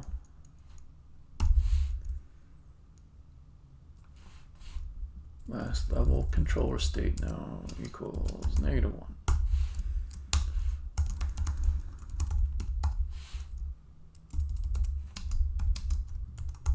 Okay, else.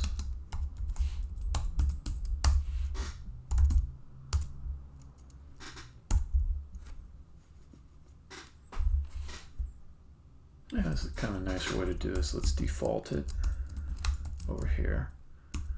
I'm going to use null propagation to override those defaults if there is an actual level controller. Not every single level has a level controller.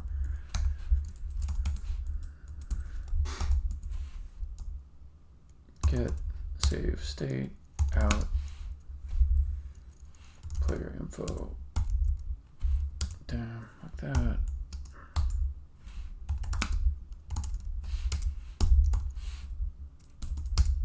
Okay. What?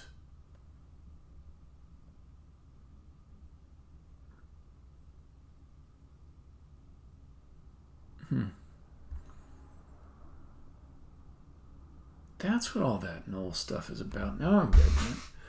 Okay. So Unity hates, no, Writer hates when I compare a transform or a game object to null. It'll warn me with squigglies and say, this operation is expensive. I'm like, really? to check if the object is null or not. So what happened is Unity said, and I'm implying this from that last message, but what happened is Unity said, we're going to have some kind of extra check to see if maybe that object, its life has ended. I think they keep around these variables even after the object is gone, and so there's some kind of lookup that's performed when you're checking, is it null? Which is a way of saying to Unity, is this game object still alive according to your records? It's not as simple as just saying,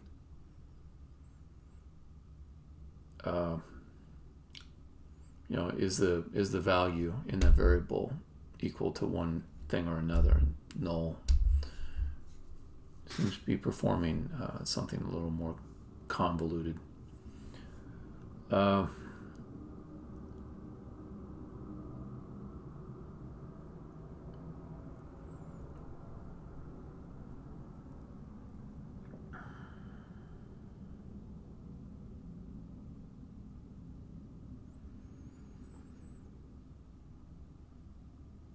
But for my purposes,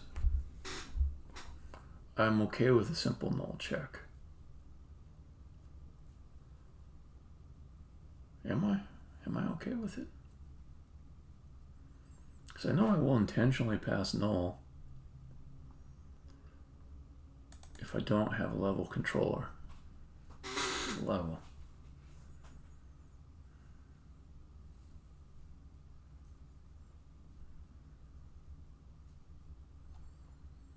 Alright. If level controller equals null, do this stuff, putting it back how it was. Otherwise, do this stuff.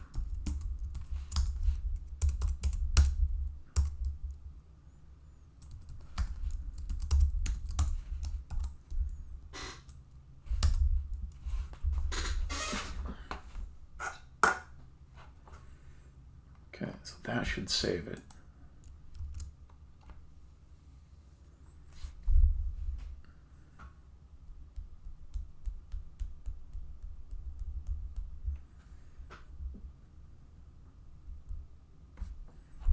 Okay, that should save it.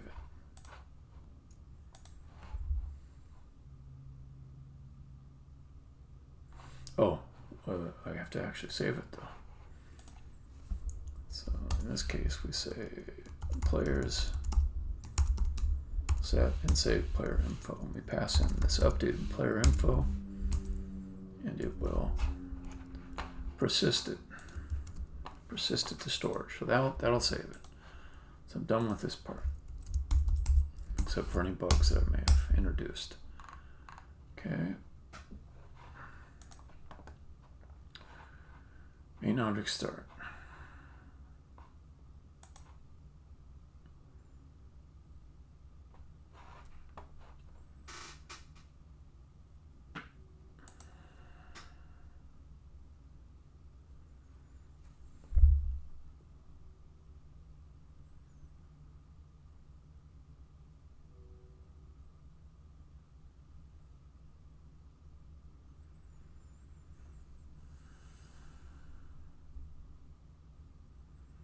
All right, I want to refactor this a bit. We'll say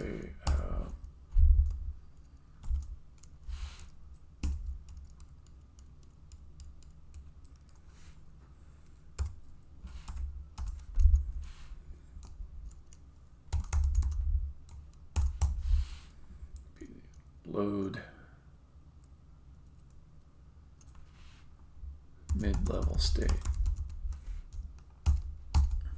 Okay. That will either get it from the main object commands that I put in the inspector, or it'll get it from the save game, whichever one's available. Okay, let's just copy all this over to the last place where I need to have it.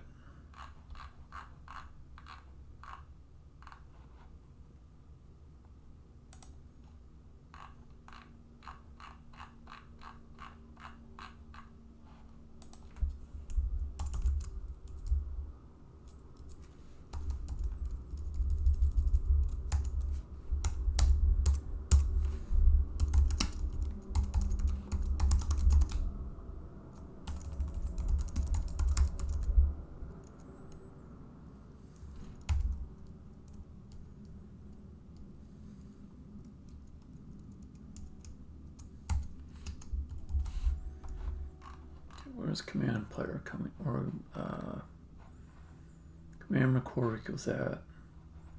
Okay, let's have command player get returned by this other thing. Okay. So command player will be returned from here.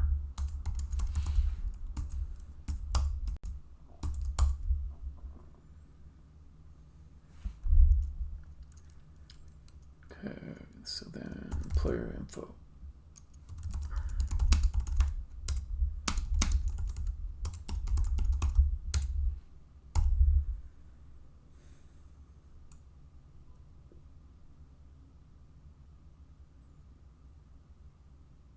Just for the sake of better performance, maybe I want some accessors instead of calling this, because this creates a copy. This creates a copy of the player info object, and that's a deep clone, which does a serialize and deserialize to make a copy. But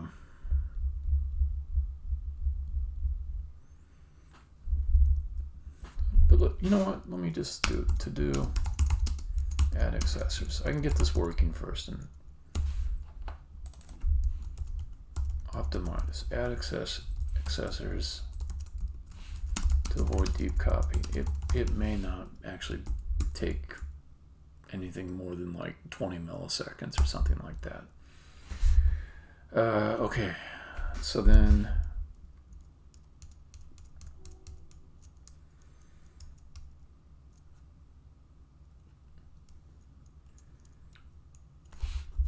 let's pass in the level controller. Make this static. Okay.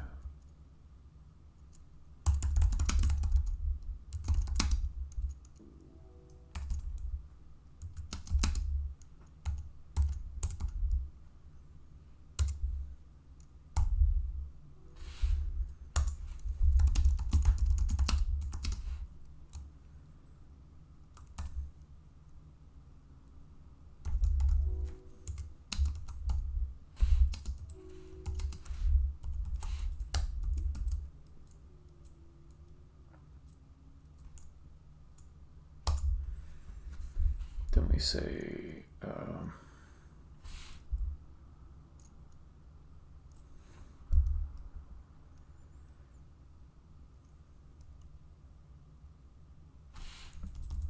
actually I could do it this way. Have to return command player in any case, so we'll say we'll initialize it.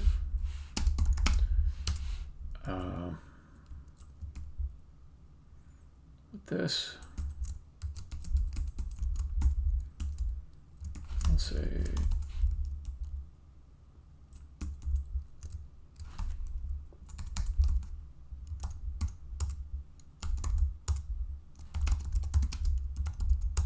that would mean nothing else to do. Okay, and then we have to set up the level controller.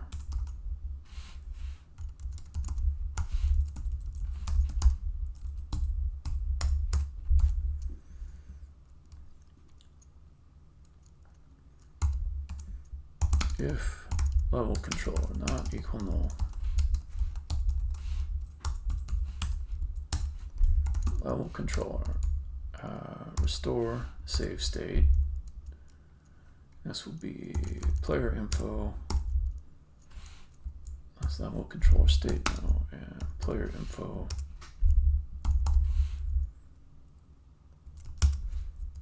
Okay. That's it. So it just returns all that.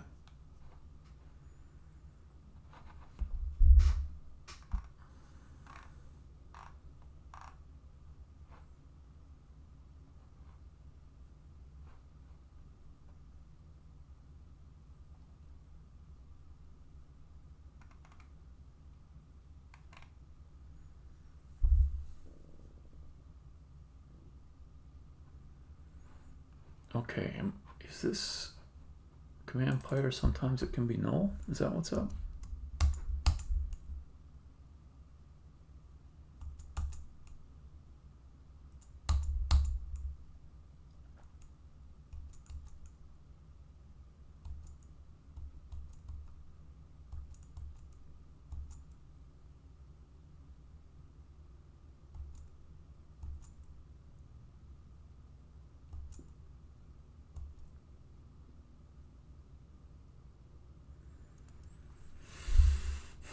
Okay, I think my old code was doing a null check on it, because otherwise this would be throwing exceptions. Okay, so if that's true, then let's simplify this.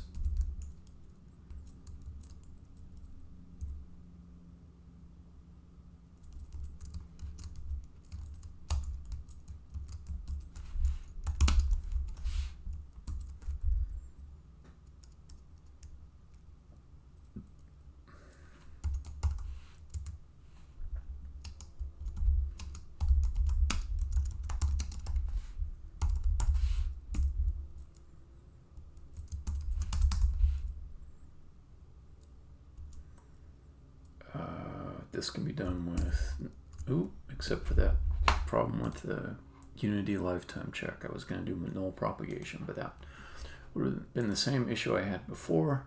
So let's leave it as it is. Okay, so down below it's going to load.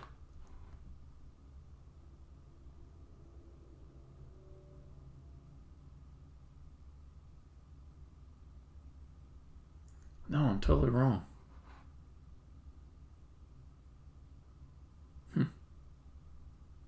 Okay, so I also need to have this command playback notation check up above. So let's say string command notation equals player info last level commands. Command. Okay, if command notation. Let's just do it this way.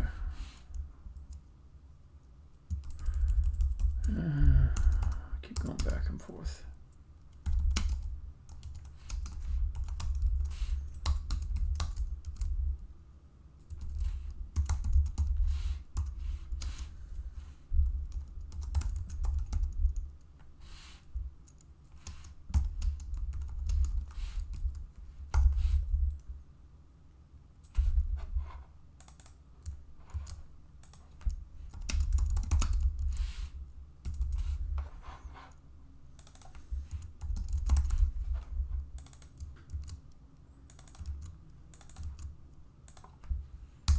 Okay, so first it tries to get it from the save game. If it doesn't get from the save game, it's going to try to get it from the main object, which is some kind of hacky thing. Not hacky, it's a developer only feature. So let's put this code in here, and that will prevent any commands that I end up leaving around affecting the code there. So then here we'll say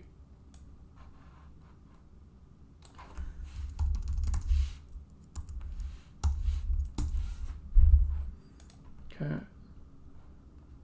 and then this should be that.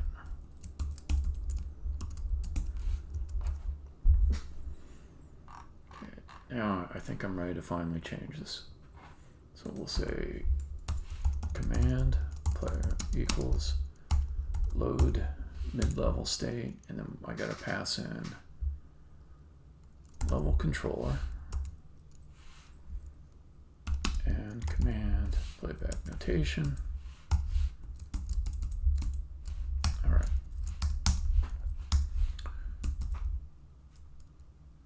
Now this no longer belongs here.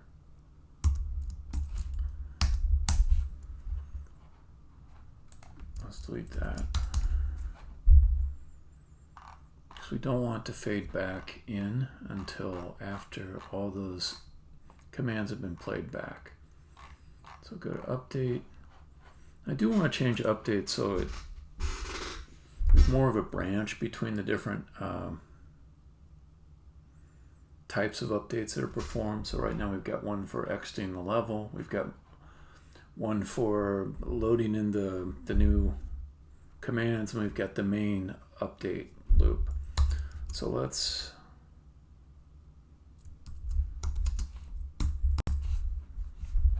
Let's think about that.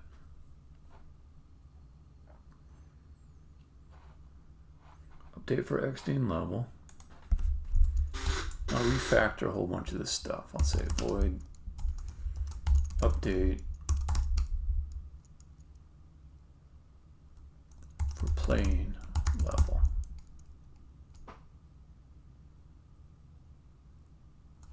Update for plane, update for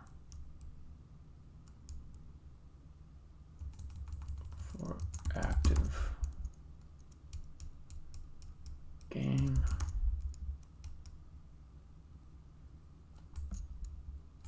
Let's just follow the same kind of naming convention. Update for plane level. Okay.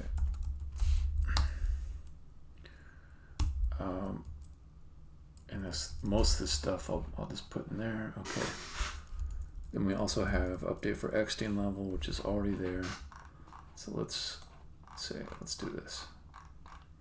Put all this stuff up here. Update for plane level. Okay. Down here, say if update for plane level. Bam. Okay. So this will be much simpler. Okay. So if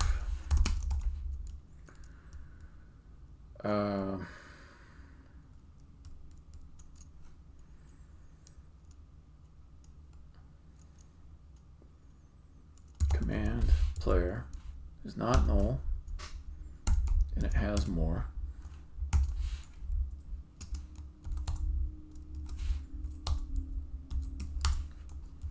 update for loading mid-level state, update for restoring mid-level state, I should say. Return. Cool. So this is a much cleaner organization. Just say, here's what's going on for the update. Now, this is my friggin' update loop. Can I do better than this? I actually can. I can do better than this. I can make a delegate. Have a delegate get called. But anyways, let's say optimize, use a delegate for the state, for the update handler. And the update handler can set the delegate to something else if the state should change. And when it's like that, then you just say try, call delegate, catch exception, done. And then these checks get performed inside of whatever is currently updating. That would also mean that I'd avoid some code that gets called every single frame to check is command player set to null. Give me the list, the private member inside of this, and tell me if the count is greater than 0. So there's like, maybe 5 or 6 instructions that won't have to execute on every single update, but it's probably penny wise pound foolish to fuck around with that. Okay, so why is this?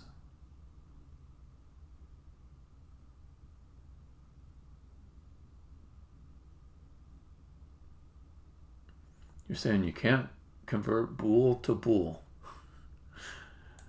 Okay, let me do it the long way and see what that looks like. If command player not equal null and command player has more than update. Okay.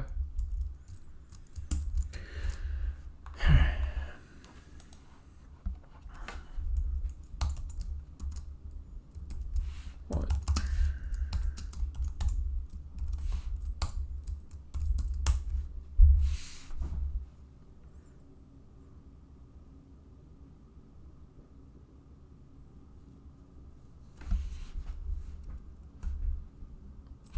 This function effectively becomes that other one that I was working on. Play all commands. So let me just think take this out and put it down below.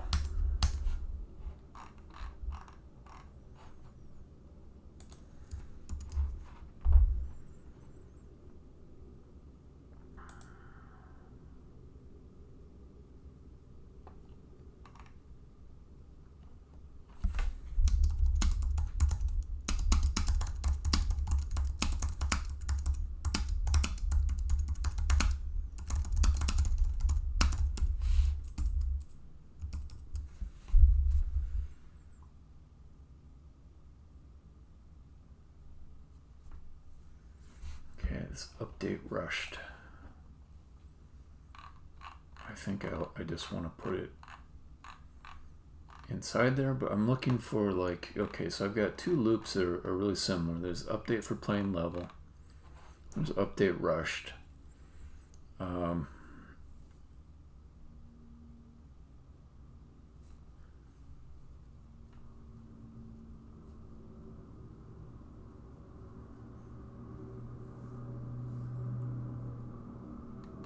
I get to take this out. Is there any like blocks of code here between the two that are worth refactoring?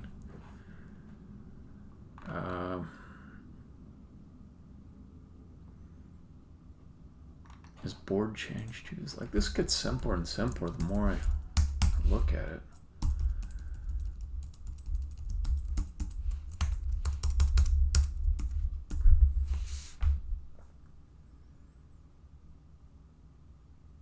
I can take out the try catch.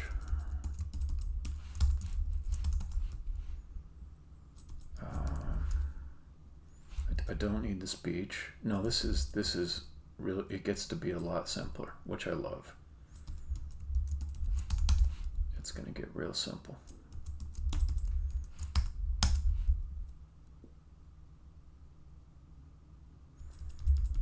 And I also know that the commands that are going to be coming back are they're always going to need a board update, because those are the only kind of commands I'll save. I won't save like a escape command or anything like that. So let's just make this so dead simple. Okay. Yeah.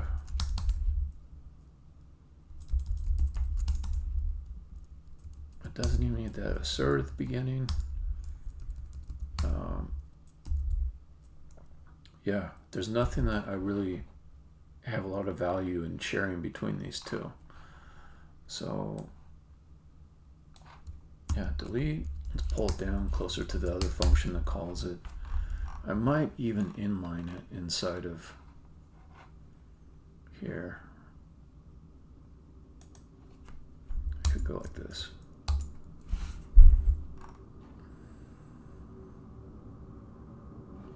Don't need the assertion.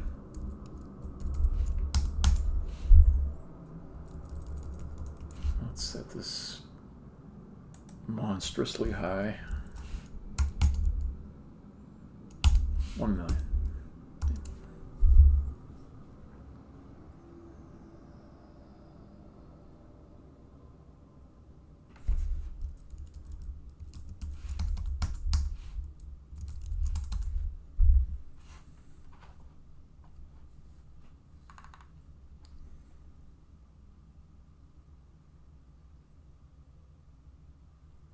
I mean, if somebody issues 1 million commands inside of one level, they need to start over.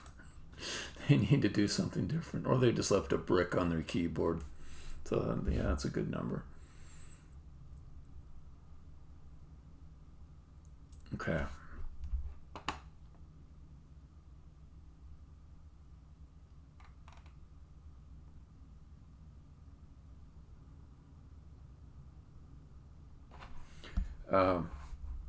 At the end of this,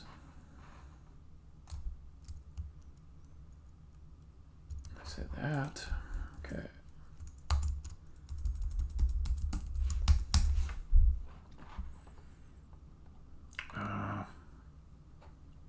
But I will need to call it in the case where we don't need to go to this first.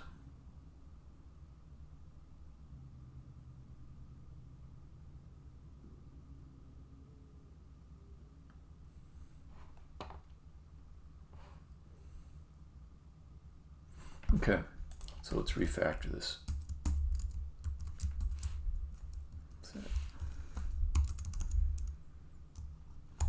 Fade in. Okay, then we'll throw this up towards the top.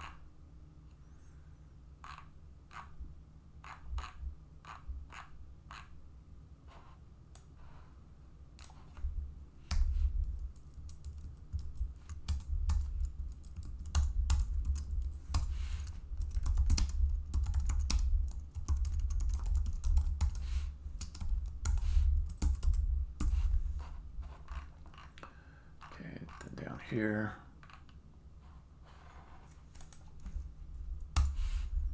if command player not equals null, let's go ahead and do your fade in, don't wait.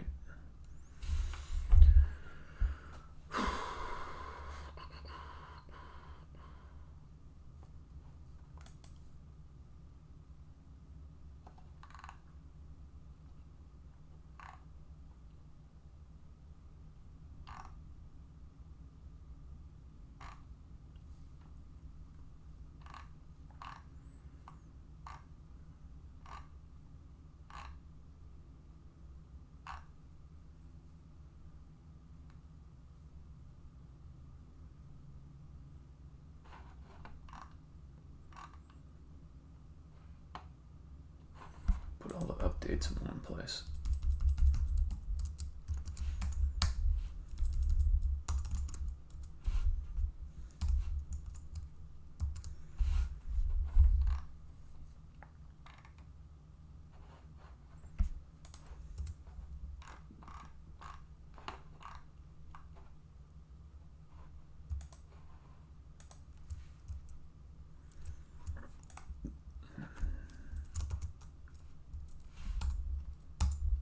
There we go.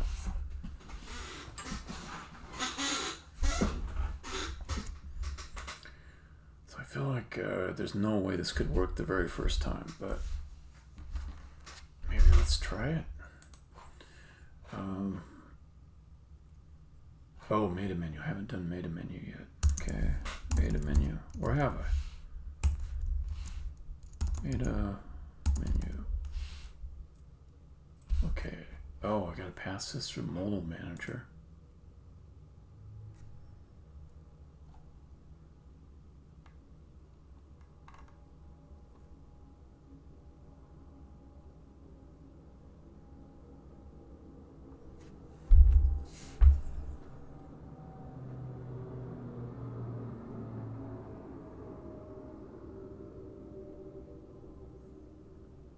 Don't know why I have this set has level change thing here.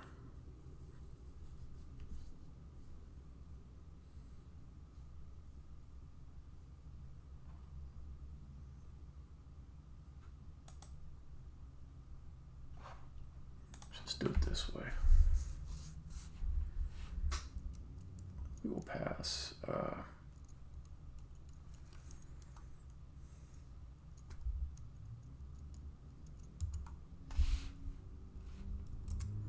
and recorder level controller.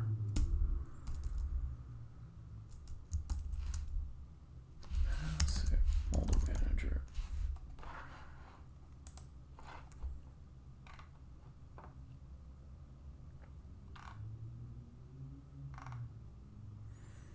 Oh.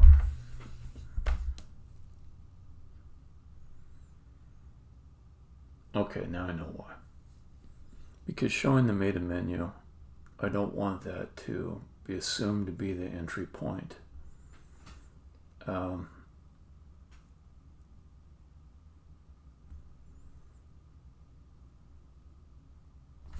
Has level changed. Who is using that?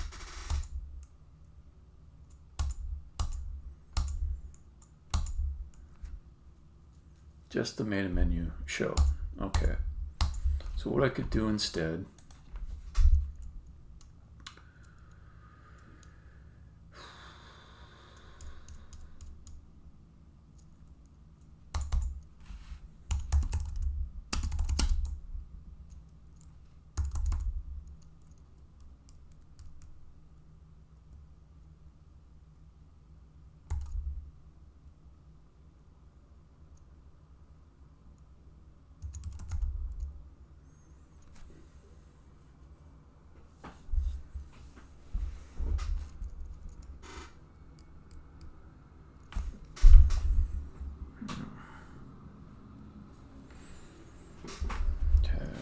say set level info. We could pass in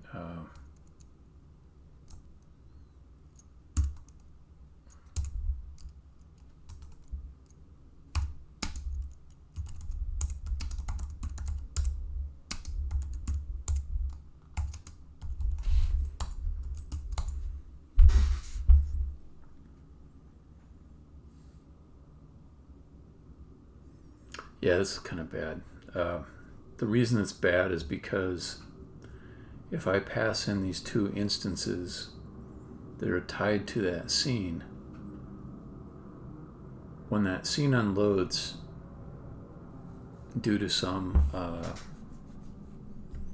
actions of the user, like they want to go to the restore screen, for example, to restore another level, that scene will unload. These instances, if I set them here, will be invalid. So instead of passing object instances, like, or instead of storing object instances inside of the modal manager, I want to go ahead and grab the data out of them that I need, like a snapshot.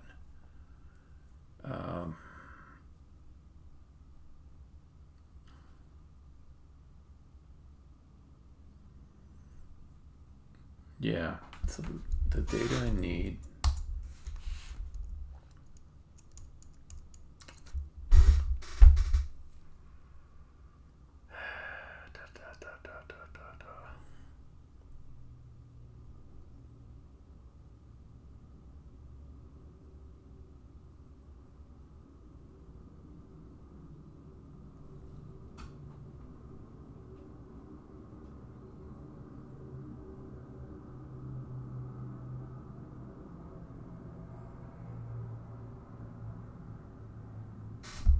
Just delete this. It'll remind me to fix other problems. Okay, the data I need is going to be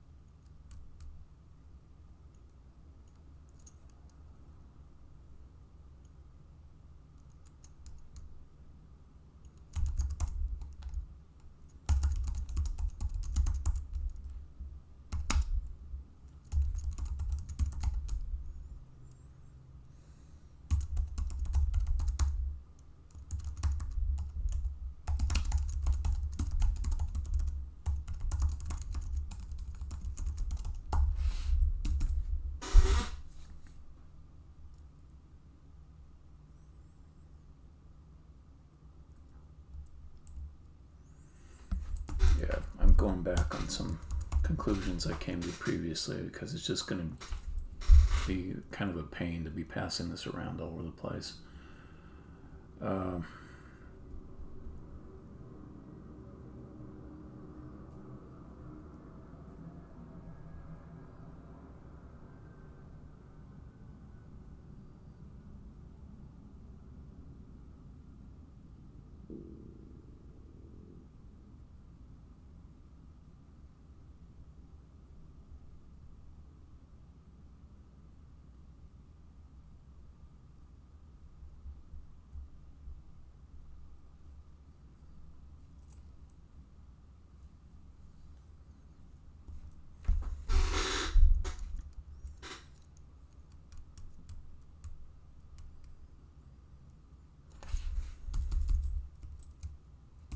Let's do this. Player info to save. Okay, let's say player info to save equals players s get player info. Okay, and then we say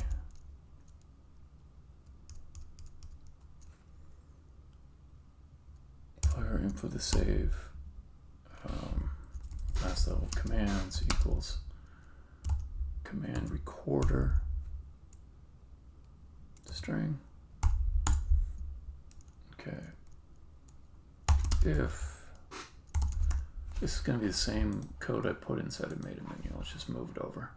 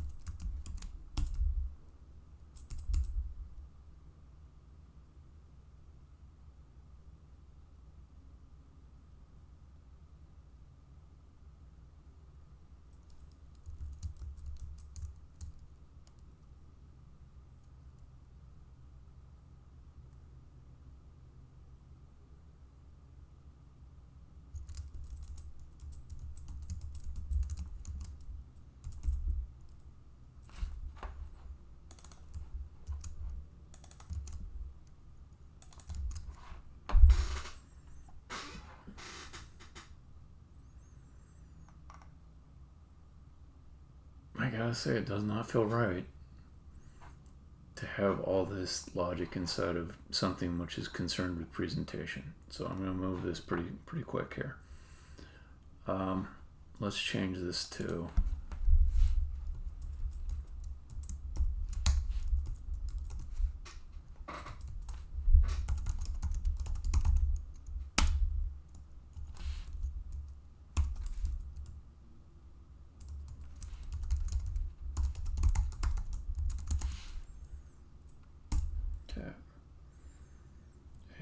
this can even end up being static, and we'll say player info equals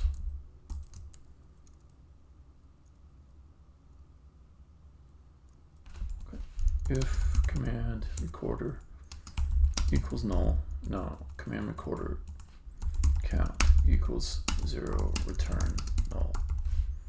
Otherwise,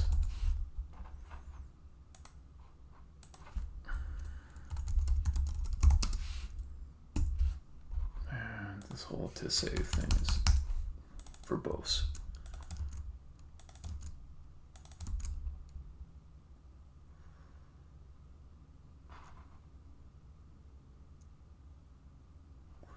Yeah, what am I looking at here? Yeah, that's weird.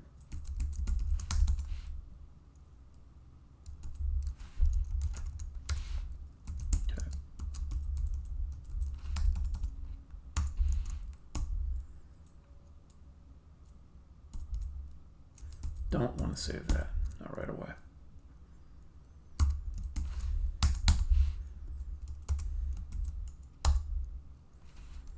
Down here we say return the player info.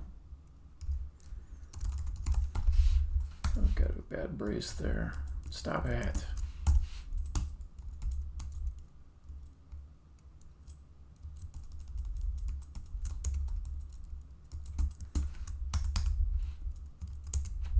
Let's see. Did my lovely wife make a suggestion for something to eat?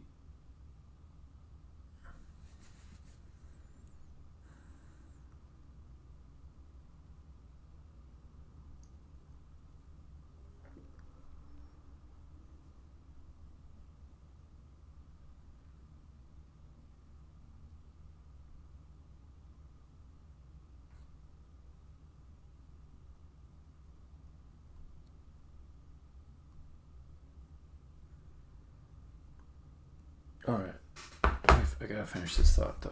Okay. So player info, get player info to save. That has to move to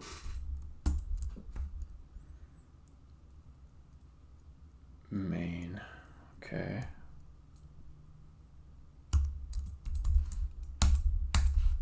This goes away. Okay, back to main.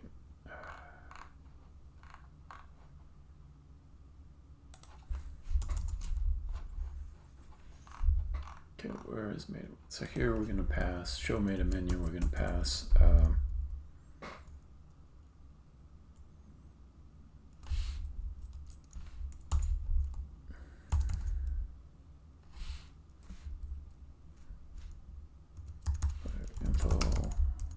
info to save equals get player info to save, and it's going to be the command recorder, the level controller.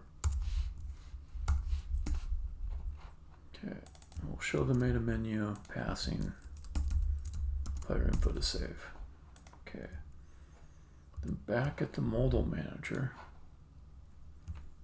show meta menu, player info to save this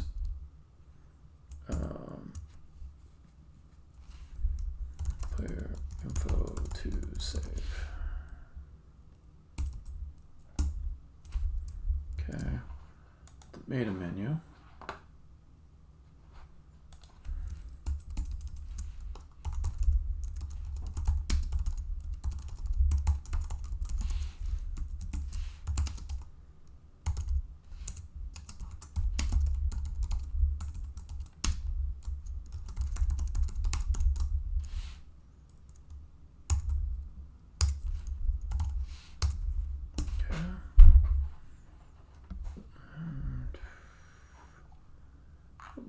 Up here to set not you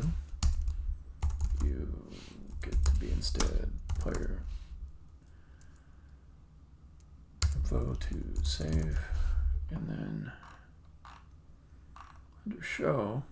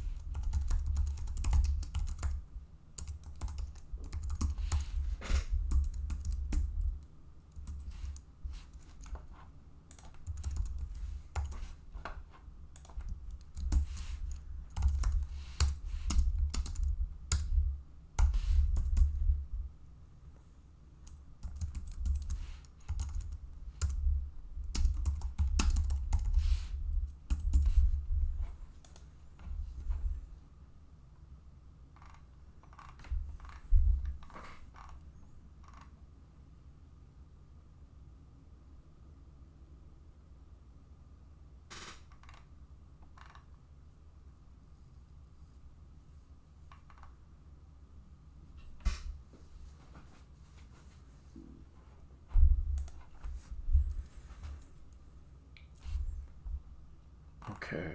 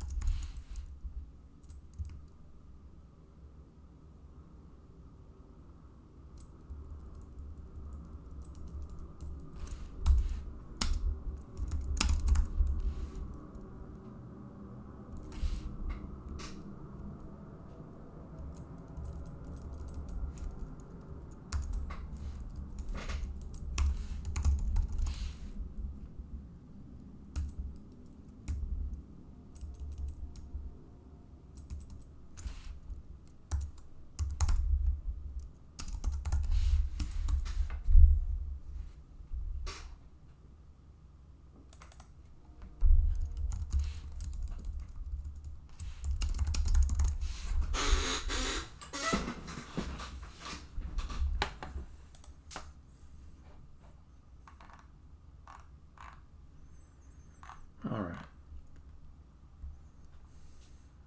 So exit app should pass in player info to save.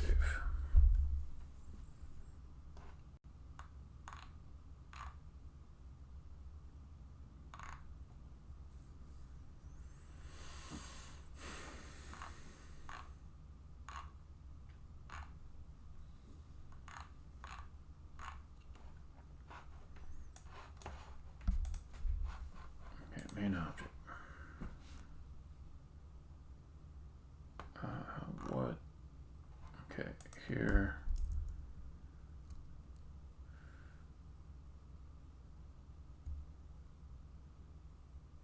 Do I need anything there?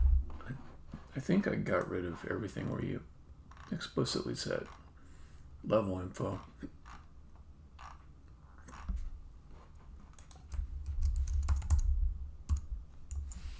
Yeah. All right. This is much better. That means I can get rid of this, which felt like a back door anyways.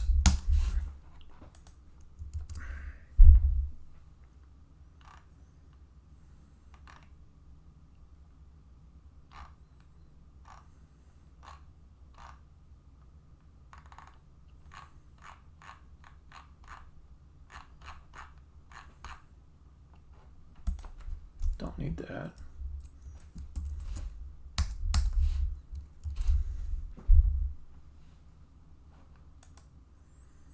Okay, on the meta menu,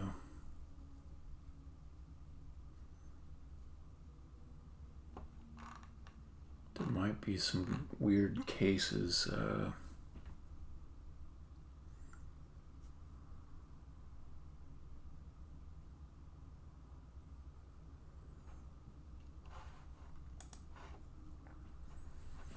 Okay, if we go to the level selector, let's just, to be safe, we will clear out player info. What? No.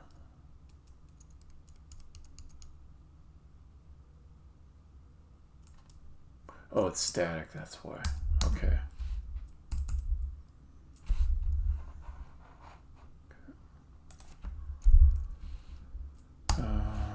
Player input save equals null. Bam.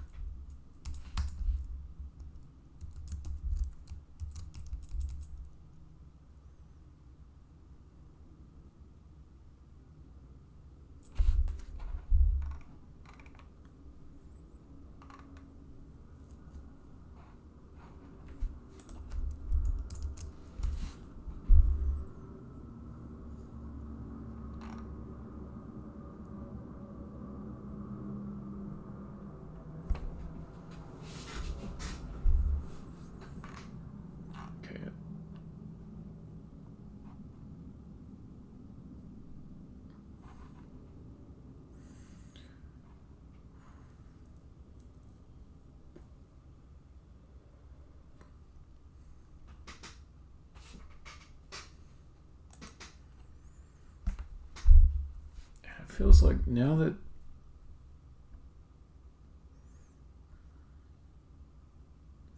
I'm always going to save,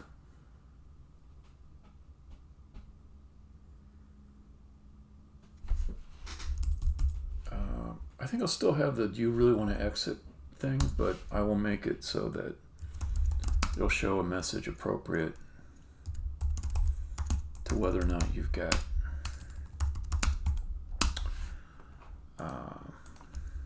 changes or not.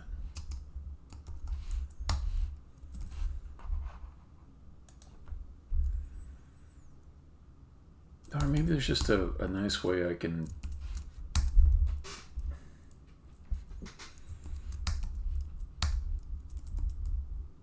here, let's just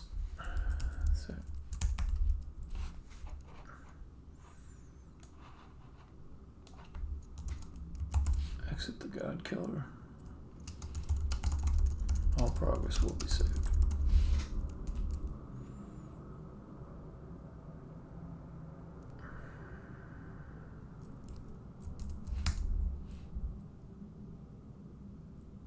Okay, down here. Don't need this stuff.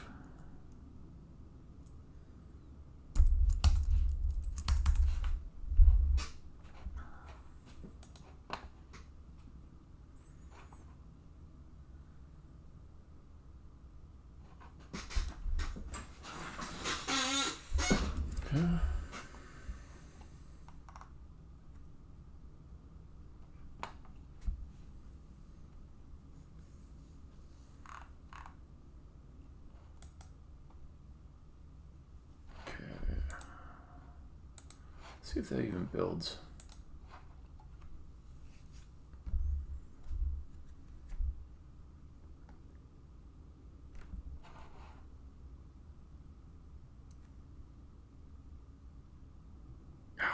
shit. God damn it.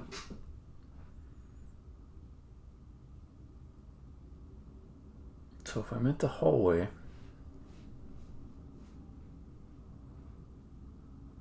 I hit escape from there. That's okay. Because if I do it from there, it'll be null already. But from the settings screen,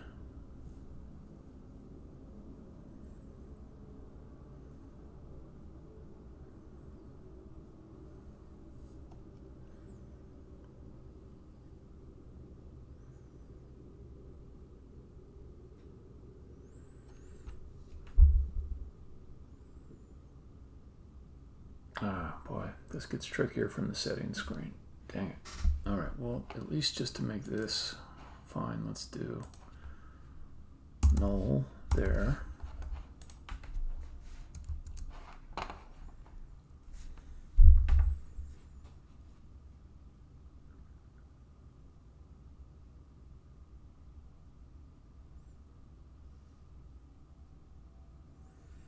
So when I show the settings screen, though, it might perform updates to the player settings file, which would also include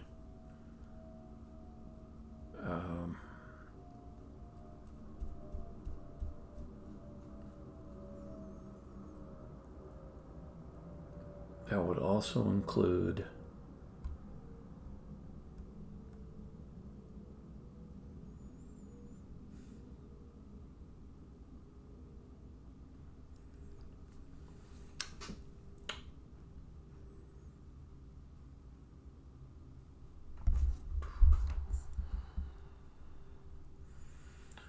player goes to meta menu, and they've got progress to save.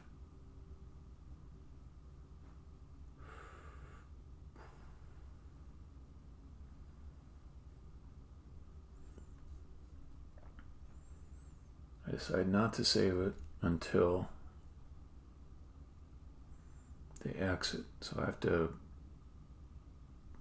each time I go to the meta menu, either preserve a previously set value or pass a new set of values to save.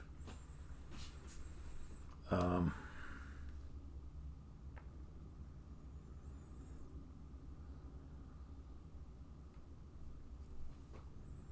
I've got both the settings and the save game stuff all together in one data structure.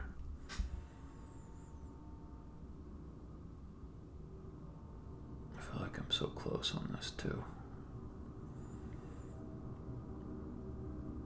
Just trying to think of a way that's not janky to fix that.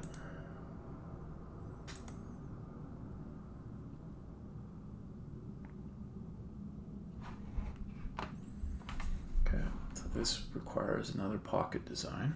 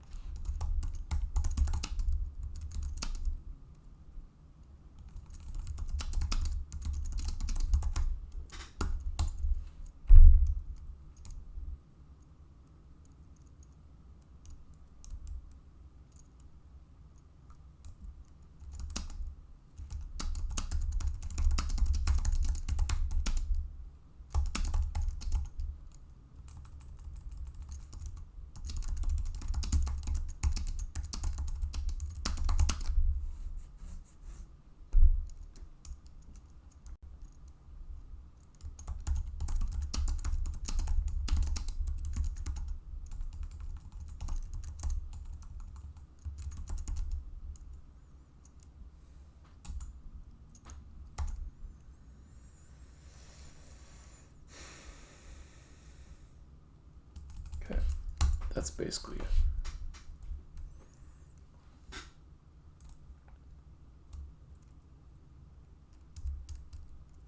Number one.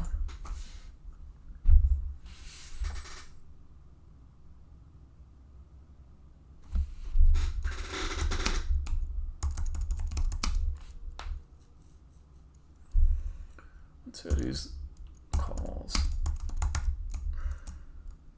show meta menu.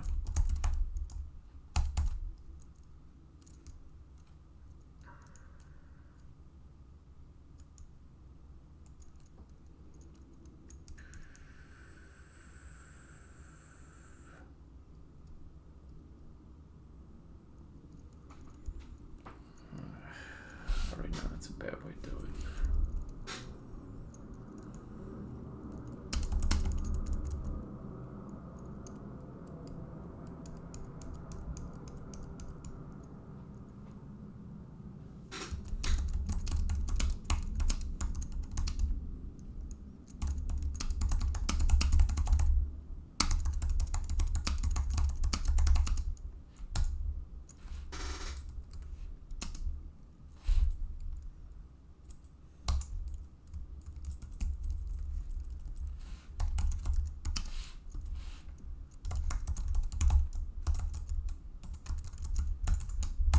Number 2.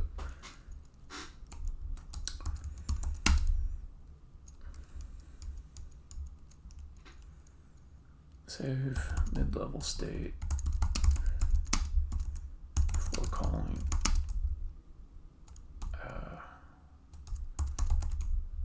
settings, show settings, calls, show meta menu, null. Okay.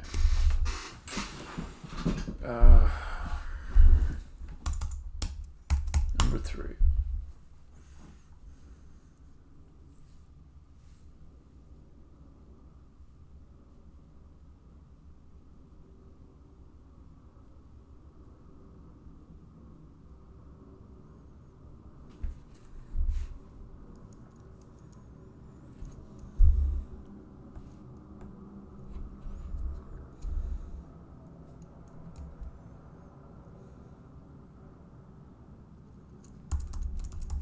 Settings aren't saved until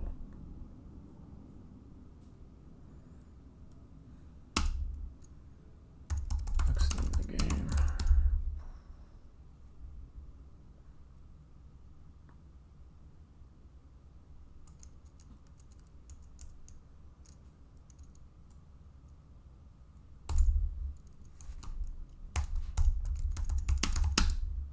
Updates to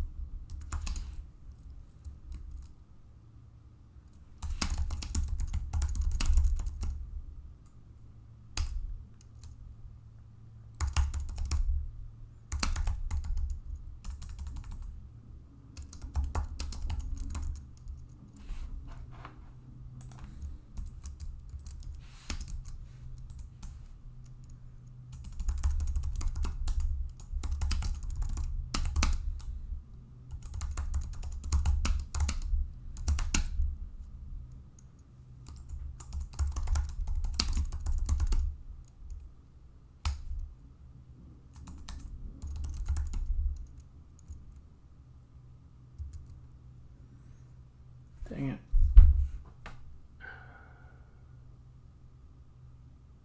I hear thunder. Normally, I like a good storm, but I don't want to lose power. I've got my stuff on uninterruptible power supplies ups. My wife does not. I don't want her work to get interrupted right in the middle. Did I hear that right? Let's just check. Seattle weather.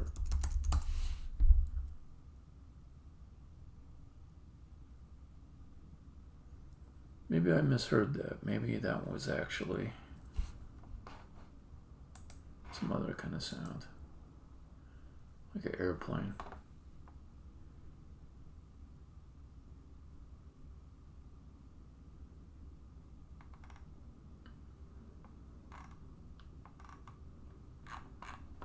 All right.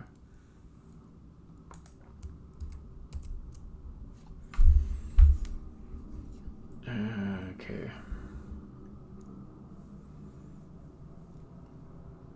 So these are all a little bit.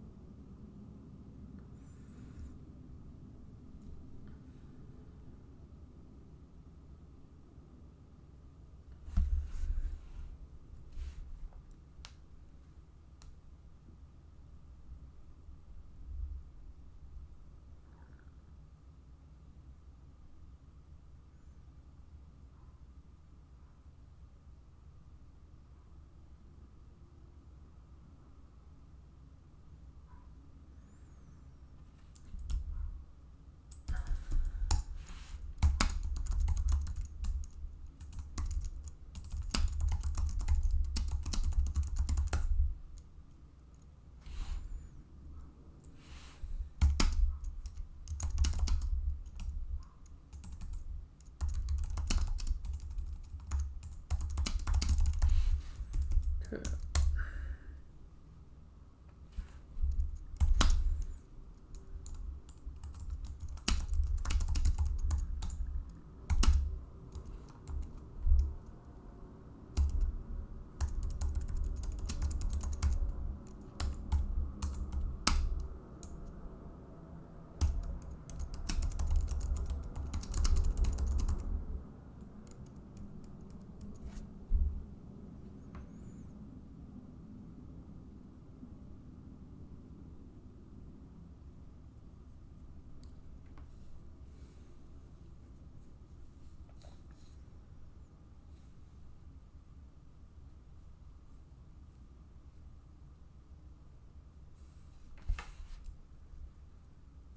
Not separation of concerns. It's like coupling.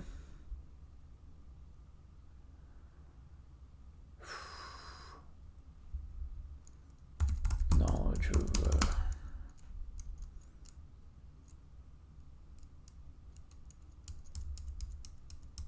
I don't know. Coupling. It's some kind of coupling. Like how the data structures need to be updated and at what times things need to be saved and things like that. So it's likely to give me some weird classes of errors for me to figure out later on. I don't like that. This one is minus most effort to code.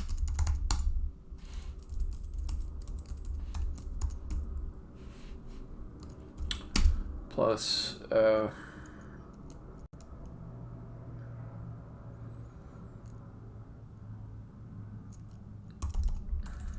good decoupling.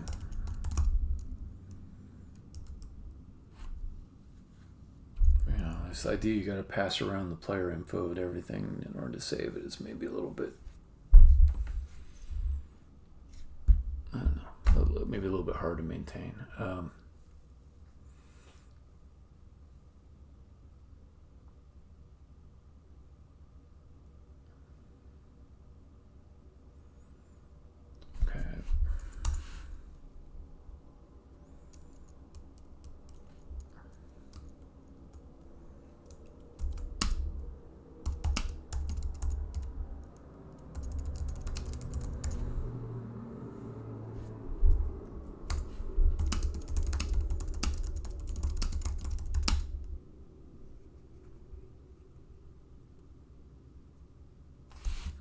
This one's fine.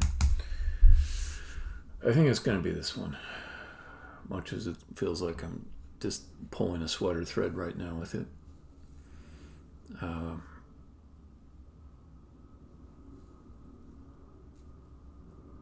so I'm about ready to go down number 3. But I do need to figure out my delivery. No, you know what? I'll give us another half hour. Another half hour. Okay. So the changes to make here. Set player info and save inside of players. So 2 new methods there. So we'll do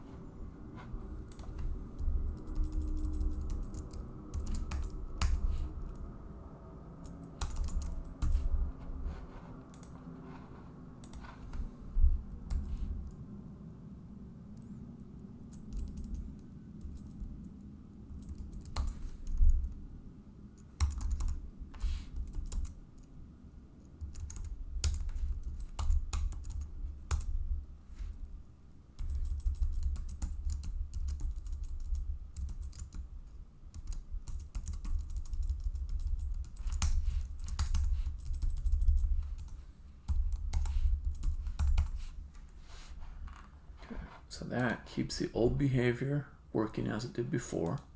Because there are some places where I'm calling this, like in, I don't know, I should see where it's actually getting called. Made a menu, and then setting screens. Okay, I take it back. I don't need it.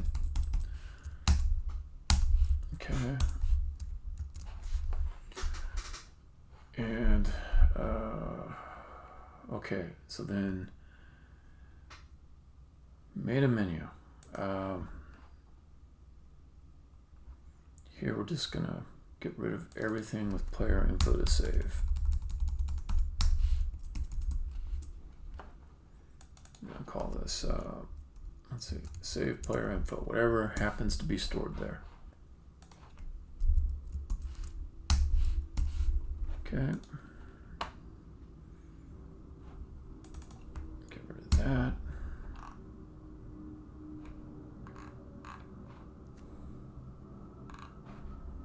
Get rid of this.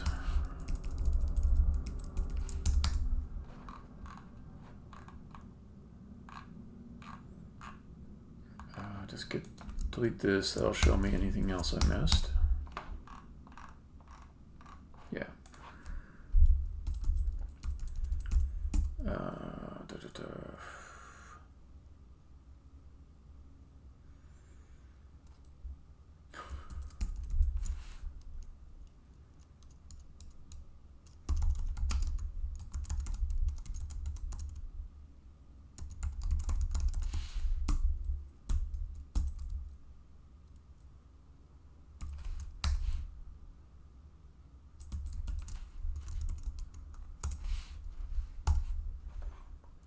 Made a menu. What's it? Hallway selector.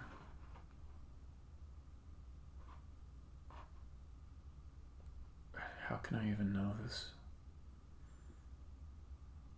That's modal manager there. No, okay, that's right. So I'll say if we're going to show the meta menu from the hallway selector, which is the same thing as restore screen, and it will be like false. Okay, let's go fix modal manager next. So,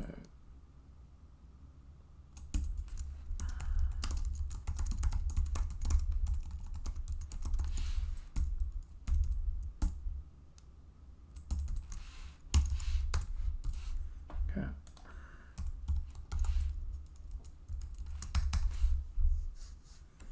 Okay.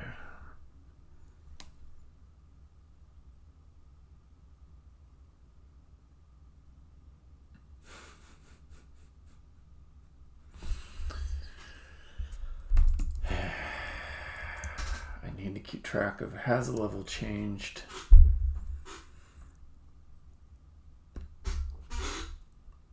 In a different way.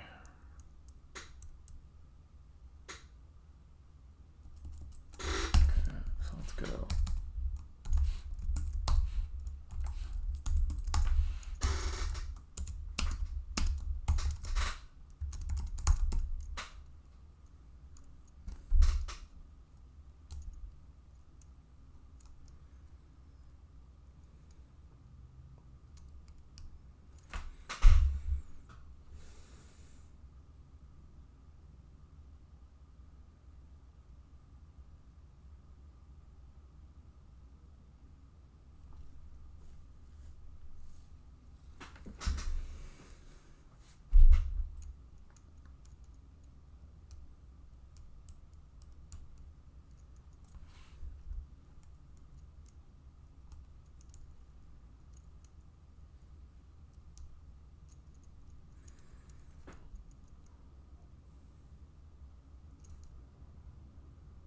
Yeah, has level changed like that.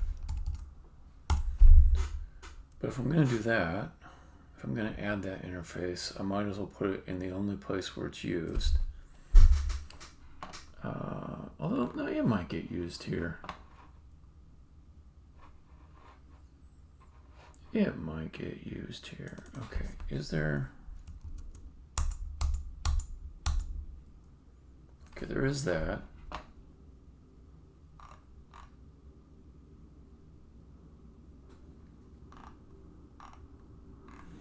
could also put back in the old thing that I deleted. Public bool. Let's just do it this way.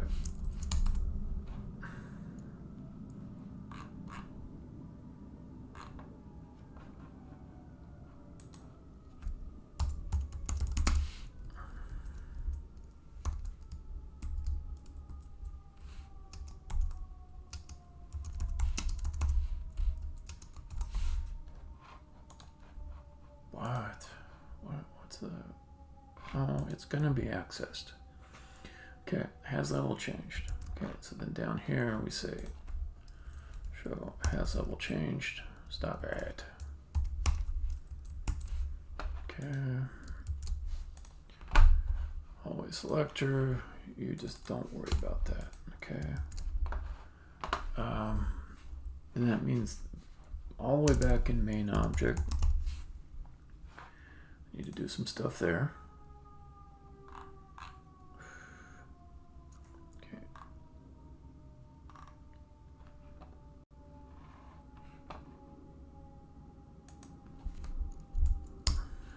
Modal manager s has level changed equals false. Okay, so that's right after the load.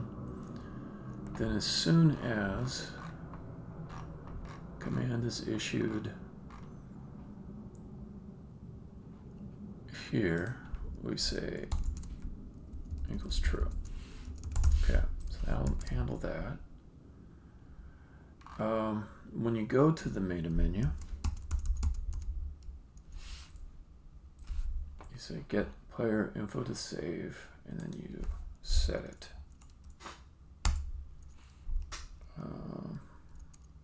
This is players s set player info.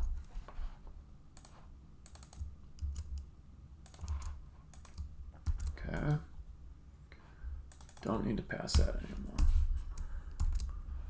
Then in the settings screen,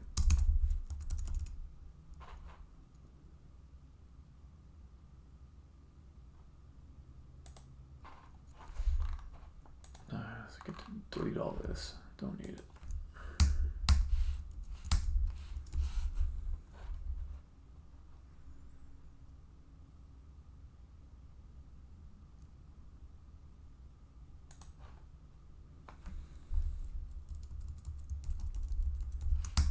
That.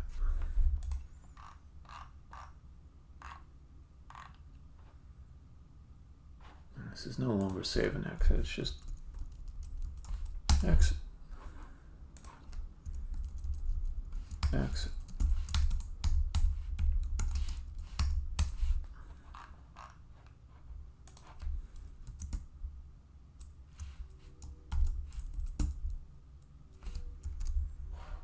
Okay.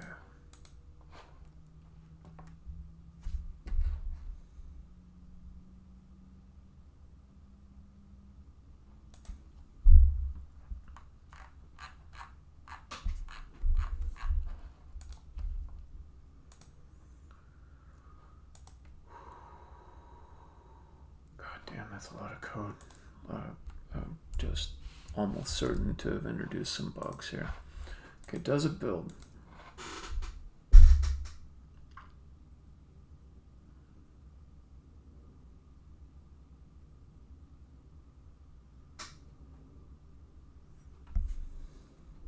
It builds. I'm like waiting for it to show an error. I just don't believe it'll finish building.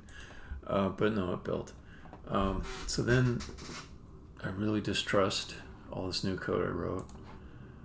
Let's set breakpoints in all the places that are interesting and just go through them.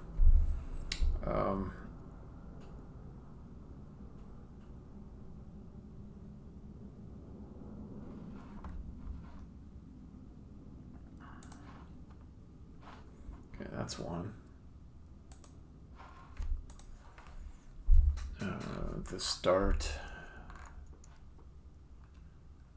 Let's see, this one I want to see.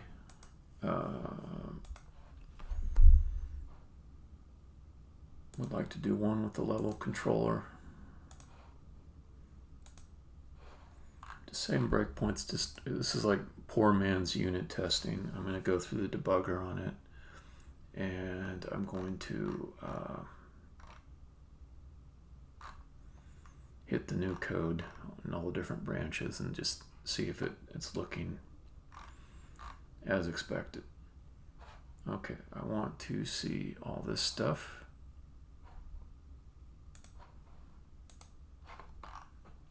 Okay, this should be all fine. Let's go back up to start. Load mid-level state. That one's interesting. Let's see that. Okay. Main menu. If I exit, I would like to see it actually save stuff.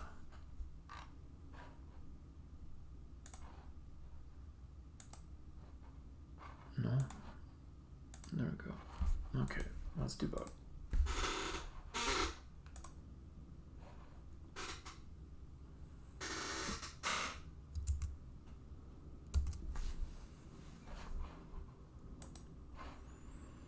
Okay, no maximize.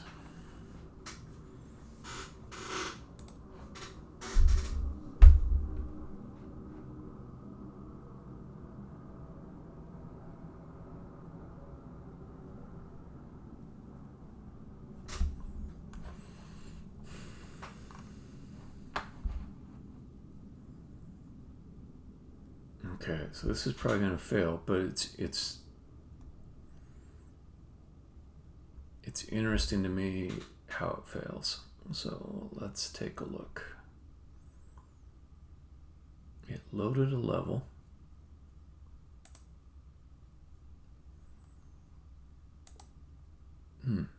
Yeah. Okay, first we've got... Okay, that's null. Oh, well, wait a minute. It'll be... Buffer cannot be null. Did it try to deserialize? Yeah, it tried to deserialize a format that is no longer valid. So oh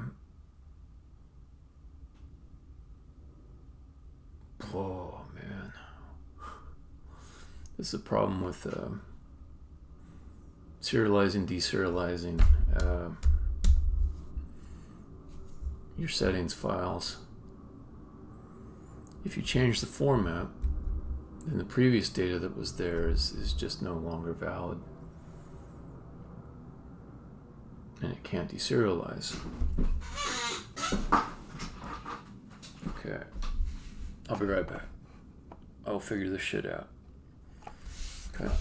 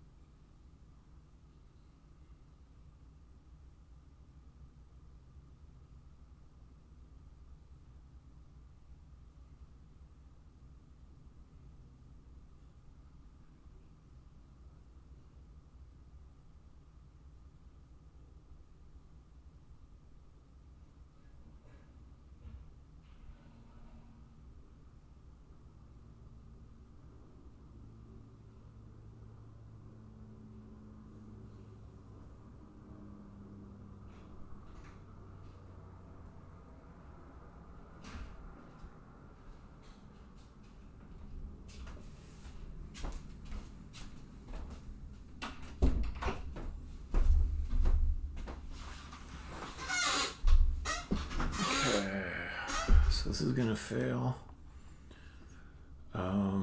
It failed on get player info.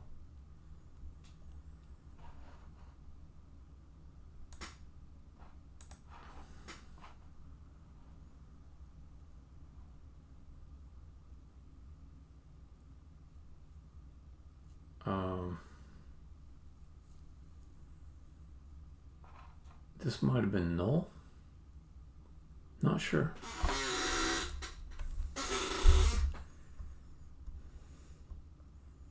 Maybe it's not a deserialization error. Maybe this is just null.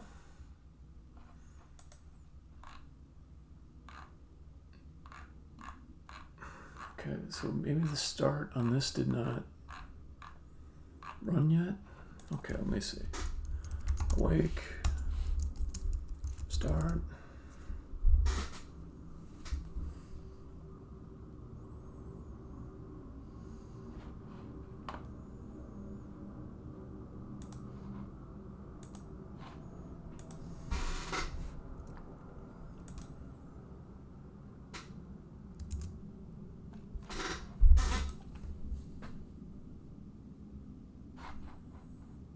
It's going to be fail city.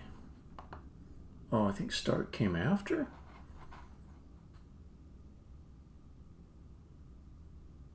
Maybe I should put this in on awake.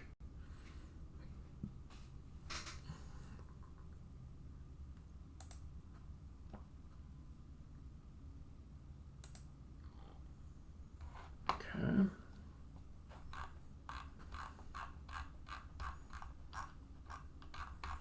Maybe I'm wrong about the serialization. Let me check.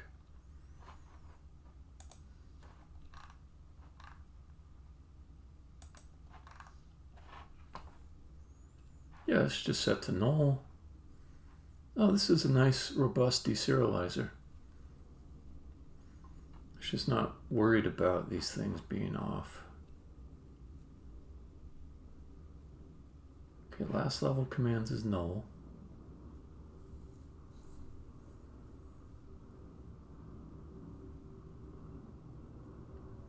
I do need to worry a little bit about my handling of this elsewhere, because I don't think I was ever expecting it to be null.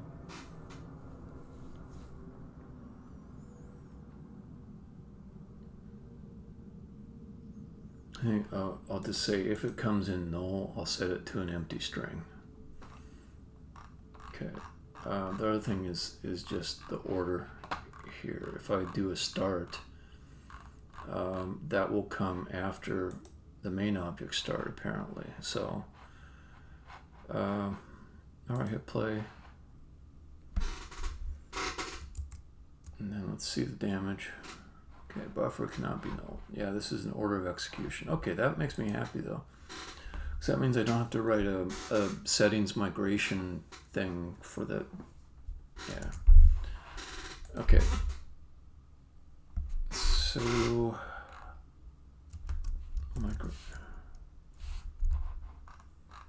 can I just have this be on awake?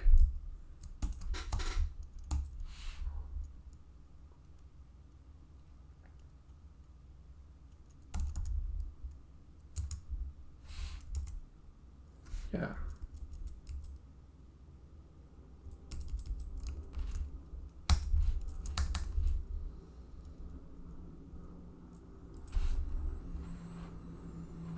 Okay. And then when I say set current player,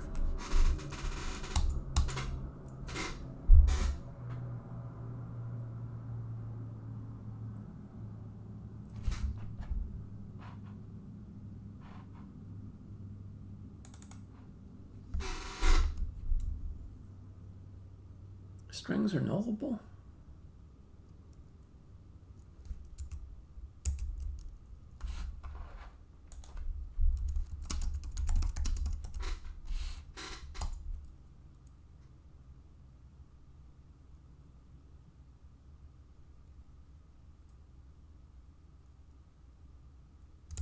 Okay. So let's do this. Player info. And we'll say last level commands equals bam bam. And this we'll say equals -1. And this we'll say equals bam. Okay. And then if I run it again, I'm curious if it will. It's hard to say now though, because it probably saved afterwards, and it would have saved the null value. So I don't have that same kind of state that I was testing with. Okay.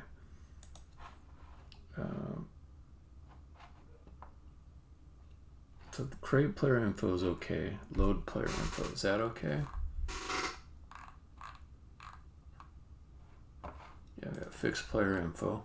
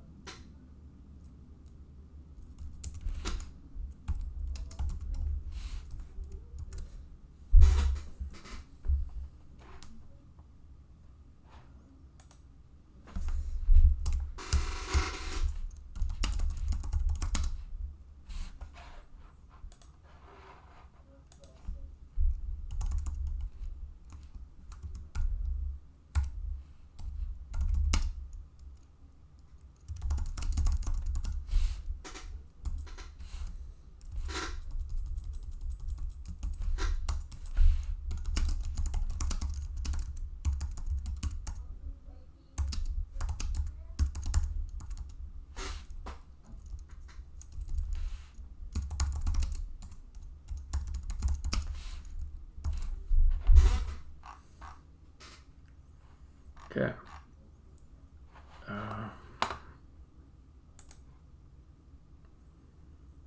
Build the solution. Just build it.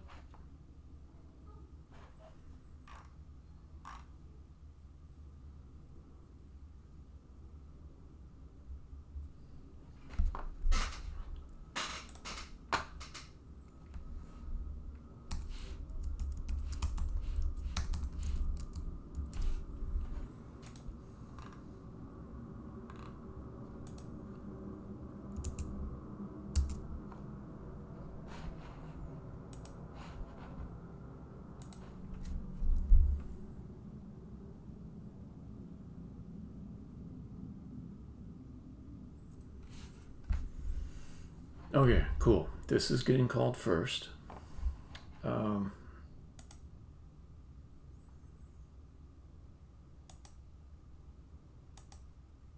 That's great.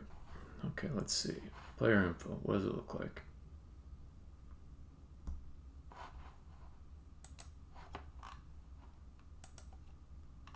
Yeah, good.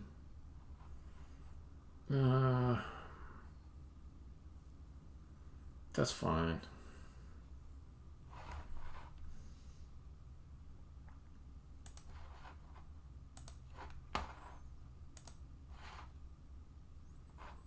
Okay, now let's see if this will work.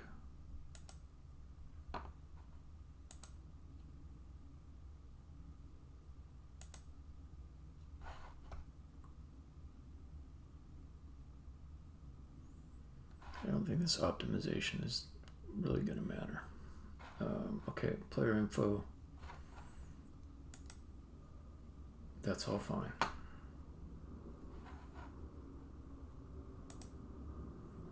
Playback notation, which we do have. Okay, this is nice. We get to watch this happen.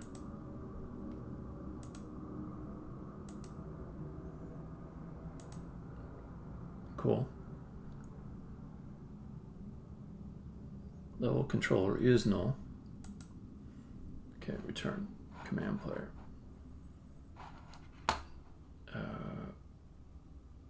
Next. Okay, this I like.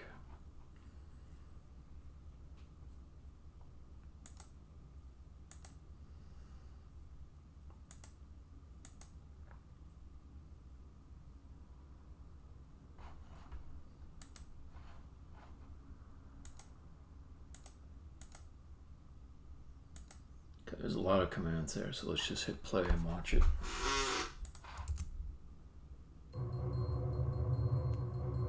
That's quite nice.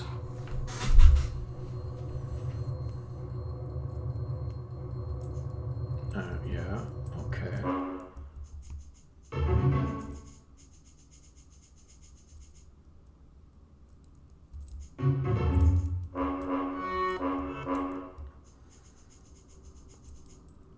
Okay, now let's try this.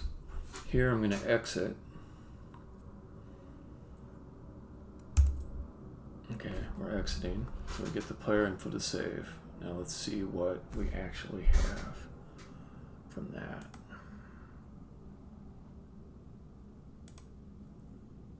There should be stuff in there.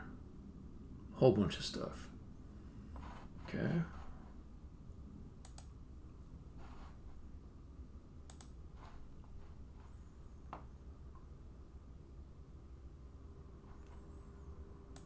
Okay, what is this going to look like? Player info. Doesn't have any commands there yet. But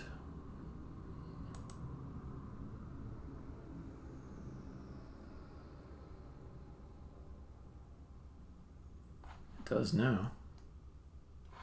Okay, good.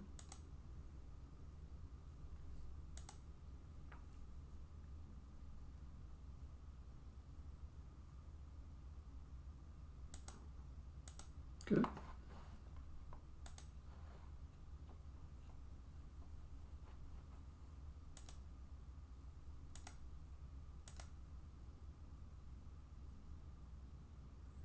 Okay, we haven't saved it to disk yet, but this works. So let's hit play. Okay. Exit the Godkiller.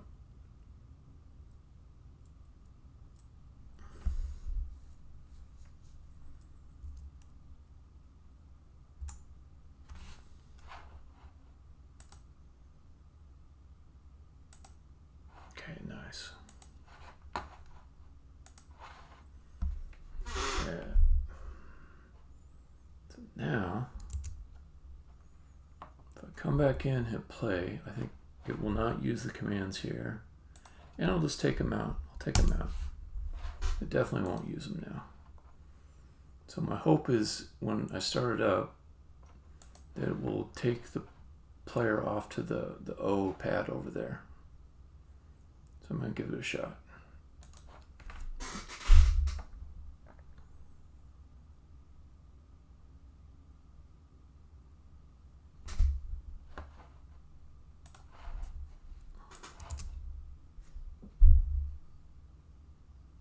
Okay, it didn't work.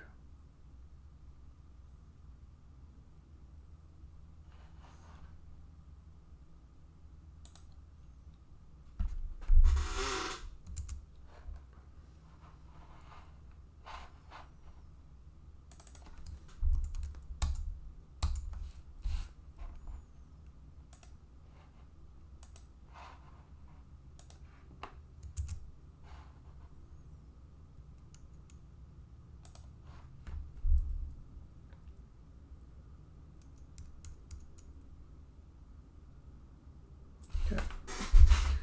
Player info. Last level commands empty. Okay. Don't know what's up with that. So I'll just put in some more commands and I'll go through the saving logic again.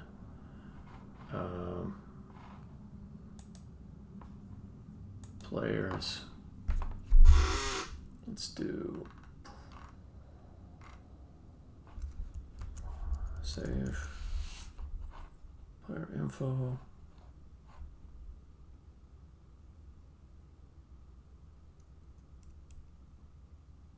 Let's look at both of these. Player info will be setting it to that. Okay, that seems fine. Let's just check it out over here when it gets called. Okay. I didn't. Oh. Okay. So here, I'll just move over to the X pad. Exit out of there. Exit now. Okay, so here I want to know what player info looks like. Does it have some commands? It does not. It does not have any commands there.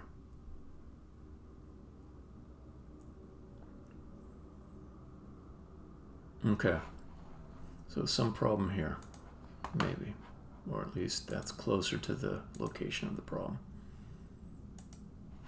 Let's just hit play there, it'll exit, come back in.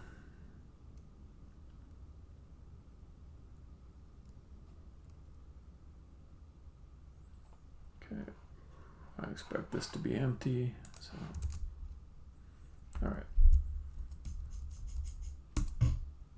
All right, so then escape, set player info. Cannot tell anything from that. Okay, there, it's got some commands. Okay, so the question is, does player info equal the other thing? I think there's no way it equals it. So, yeah, that's... Okay, equals is not operating correctly. Because these two do not equal. And I know why. Because in the to string that I returned, it doesn't have this new information. Got it. Got it, got it, got it. Okay, player info. I think also this to string is like no longer a valuable thing.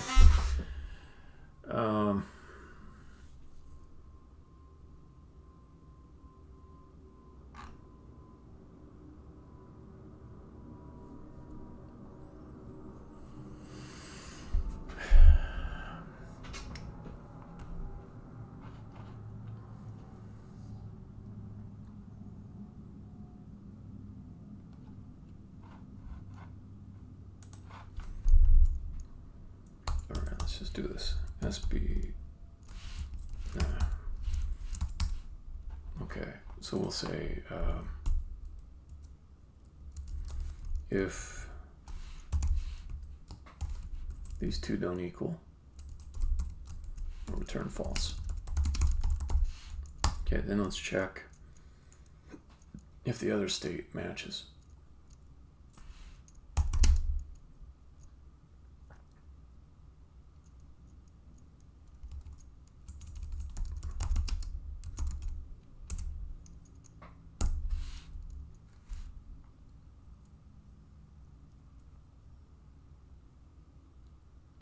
Let's see.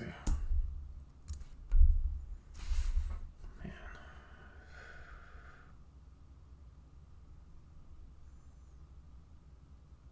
Well, don't have any null values. That was a nice thing about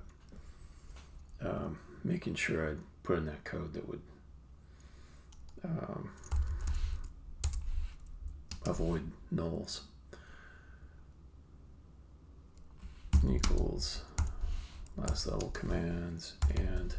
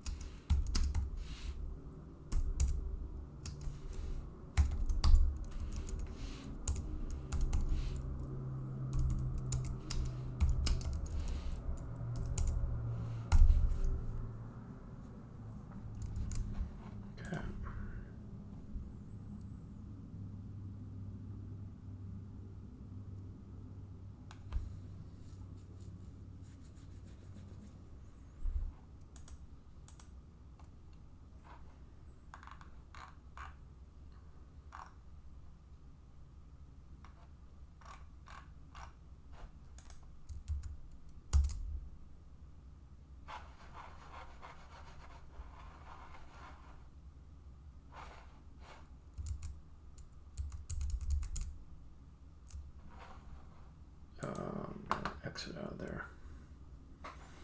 Code changes while playing. Not a good idea. Unless you've just got some tiny little prototype or you've... Yeah. Okay. That's fine. This will be nothing. Then we'll come over here. Okay. Exit. Here it should not equal. Good.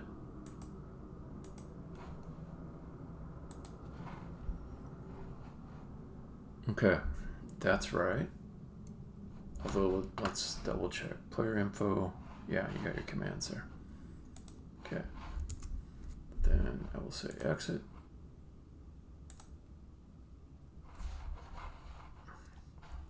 Okay, then we'll come back in.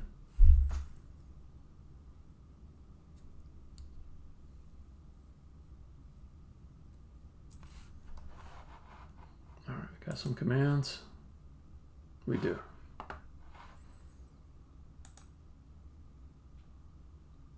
Okay, this looks good.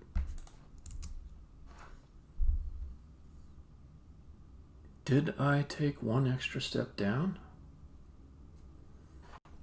Those commands.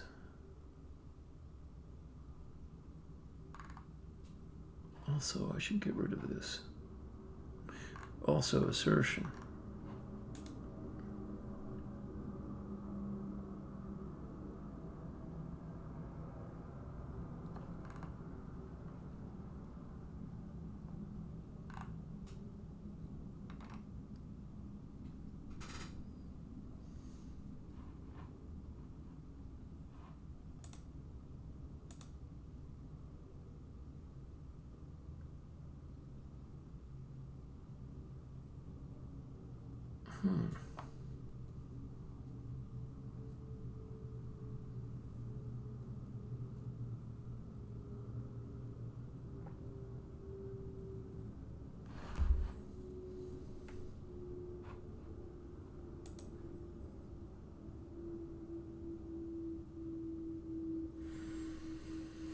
Okay, command recorder.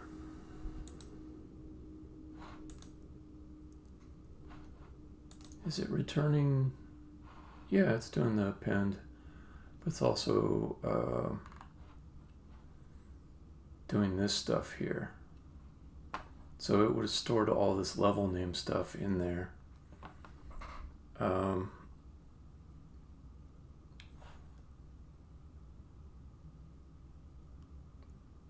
Let's do this. Since this is really separate from this toString thing, we'll go. Wait, are you still going? Dang it, I'm in the debugger. I hate it when I make edits when I'm... Okay, good. Okay. Public string to notation.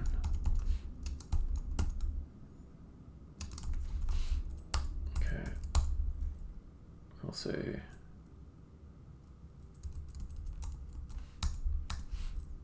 it will be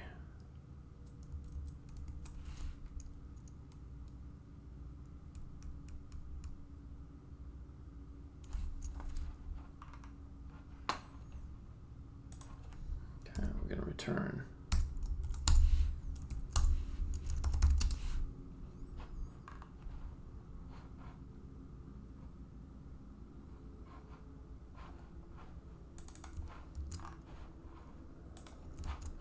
level name plus commands plus to notation, and then we'll not pass the level name because I won't use that there. This will be like the display friendly thing, and this will be the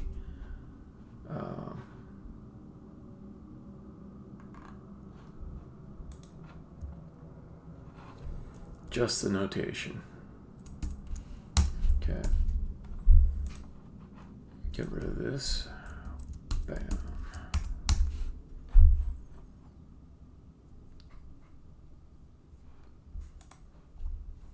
This will be to notation commands. All right. And then let's see. Go back to what, main object.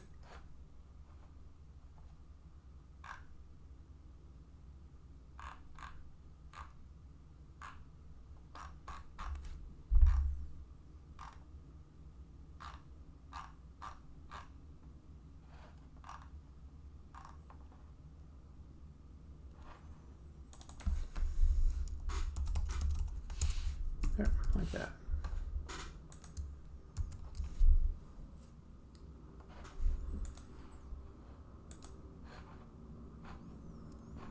Okay.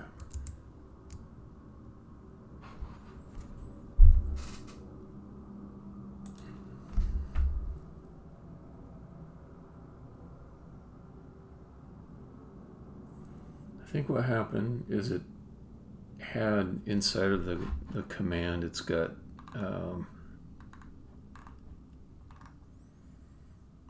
at least one extra letter in it.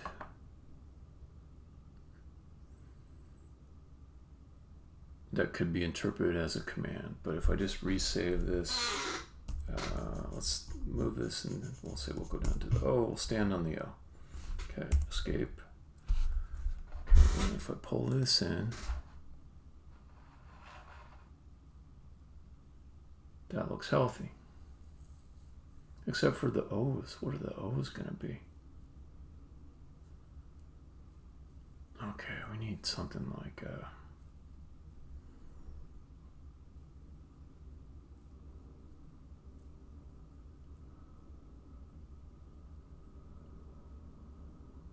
we need to scrub this because it's going to still have errors in it.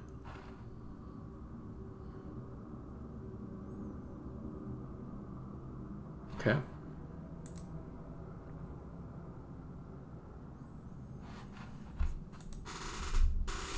Okay, so what are those O's?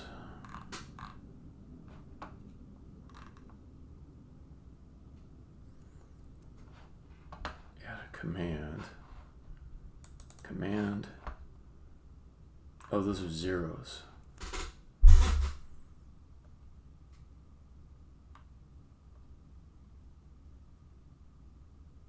Okay, got it.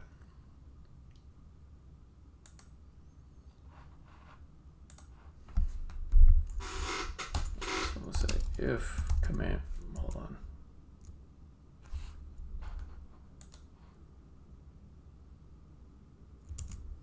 Okay, if command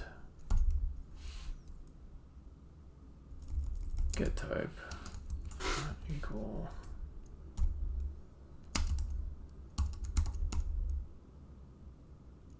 you know what, like, let's not put that here because this will get called a lot and I don't want to add much to it, so let's take that out. So for each command, okay, if command get type not equals command type none.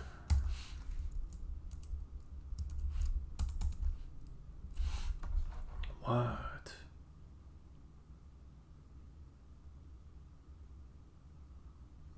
Oh.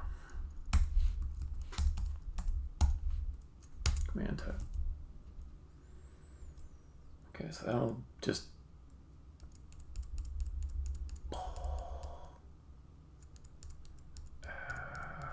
okay, is this the right place to yank that out? Like after I save this correctly, it's not going to be an issue.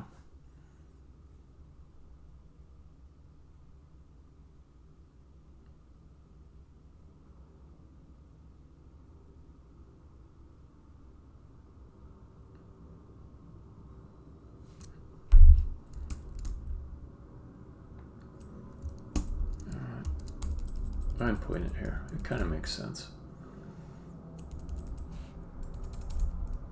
And this is not going to get called that often, and it's not that much execution. I said it's called often, but it's not called like every frame. It's called every time a player presses a command. That'll help me scrub the data. It'll add a little guard there in case that gets passed.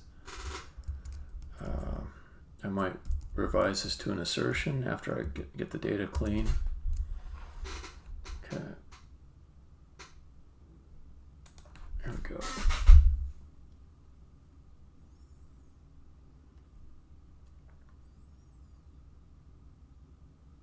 Okay, need to cycle through it one more time.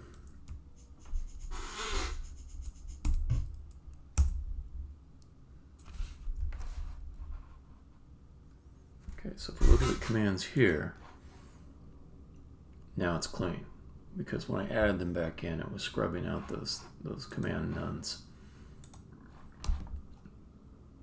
Okay, play, exit now. Okay, clear all this, play again.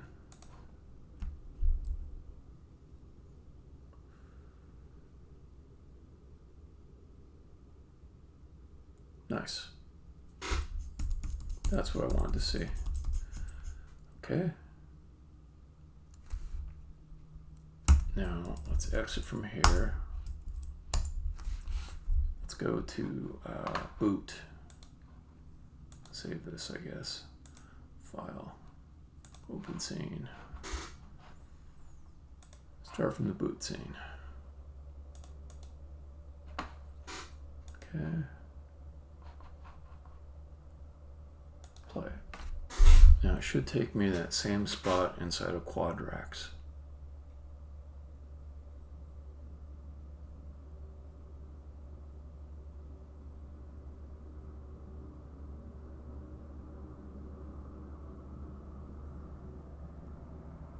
Oh, wait a minute. No, it didn't because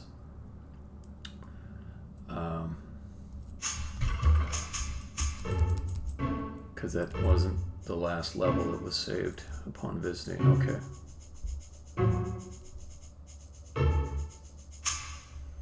Let me do this.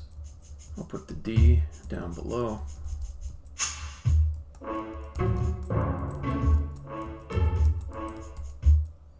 Okay.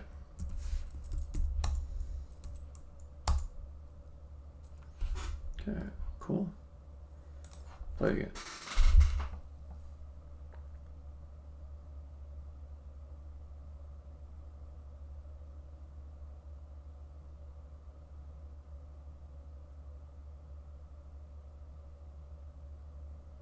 Perfect. Quite like that. I really do. I got mid-level save.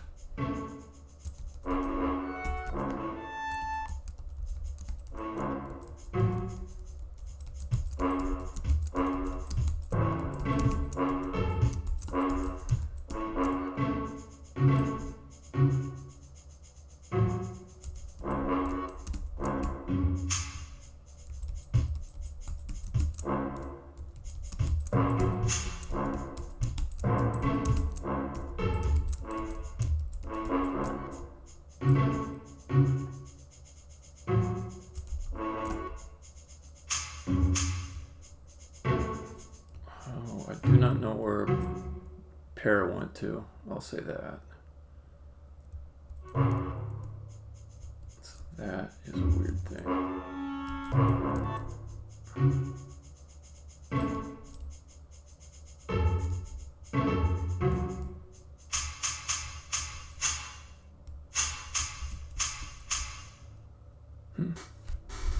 All right, hold on.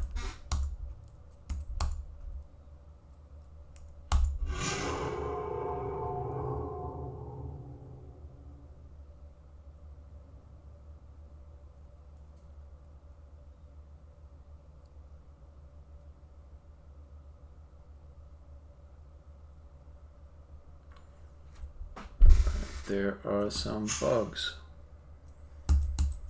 There are some bugs. So if you do a restore, it really should not.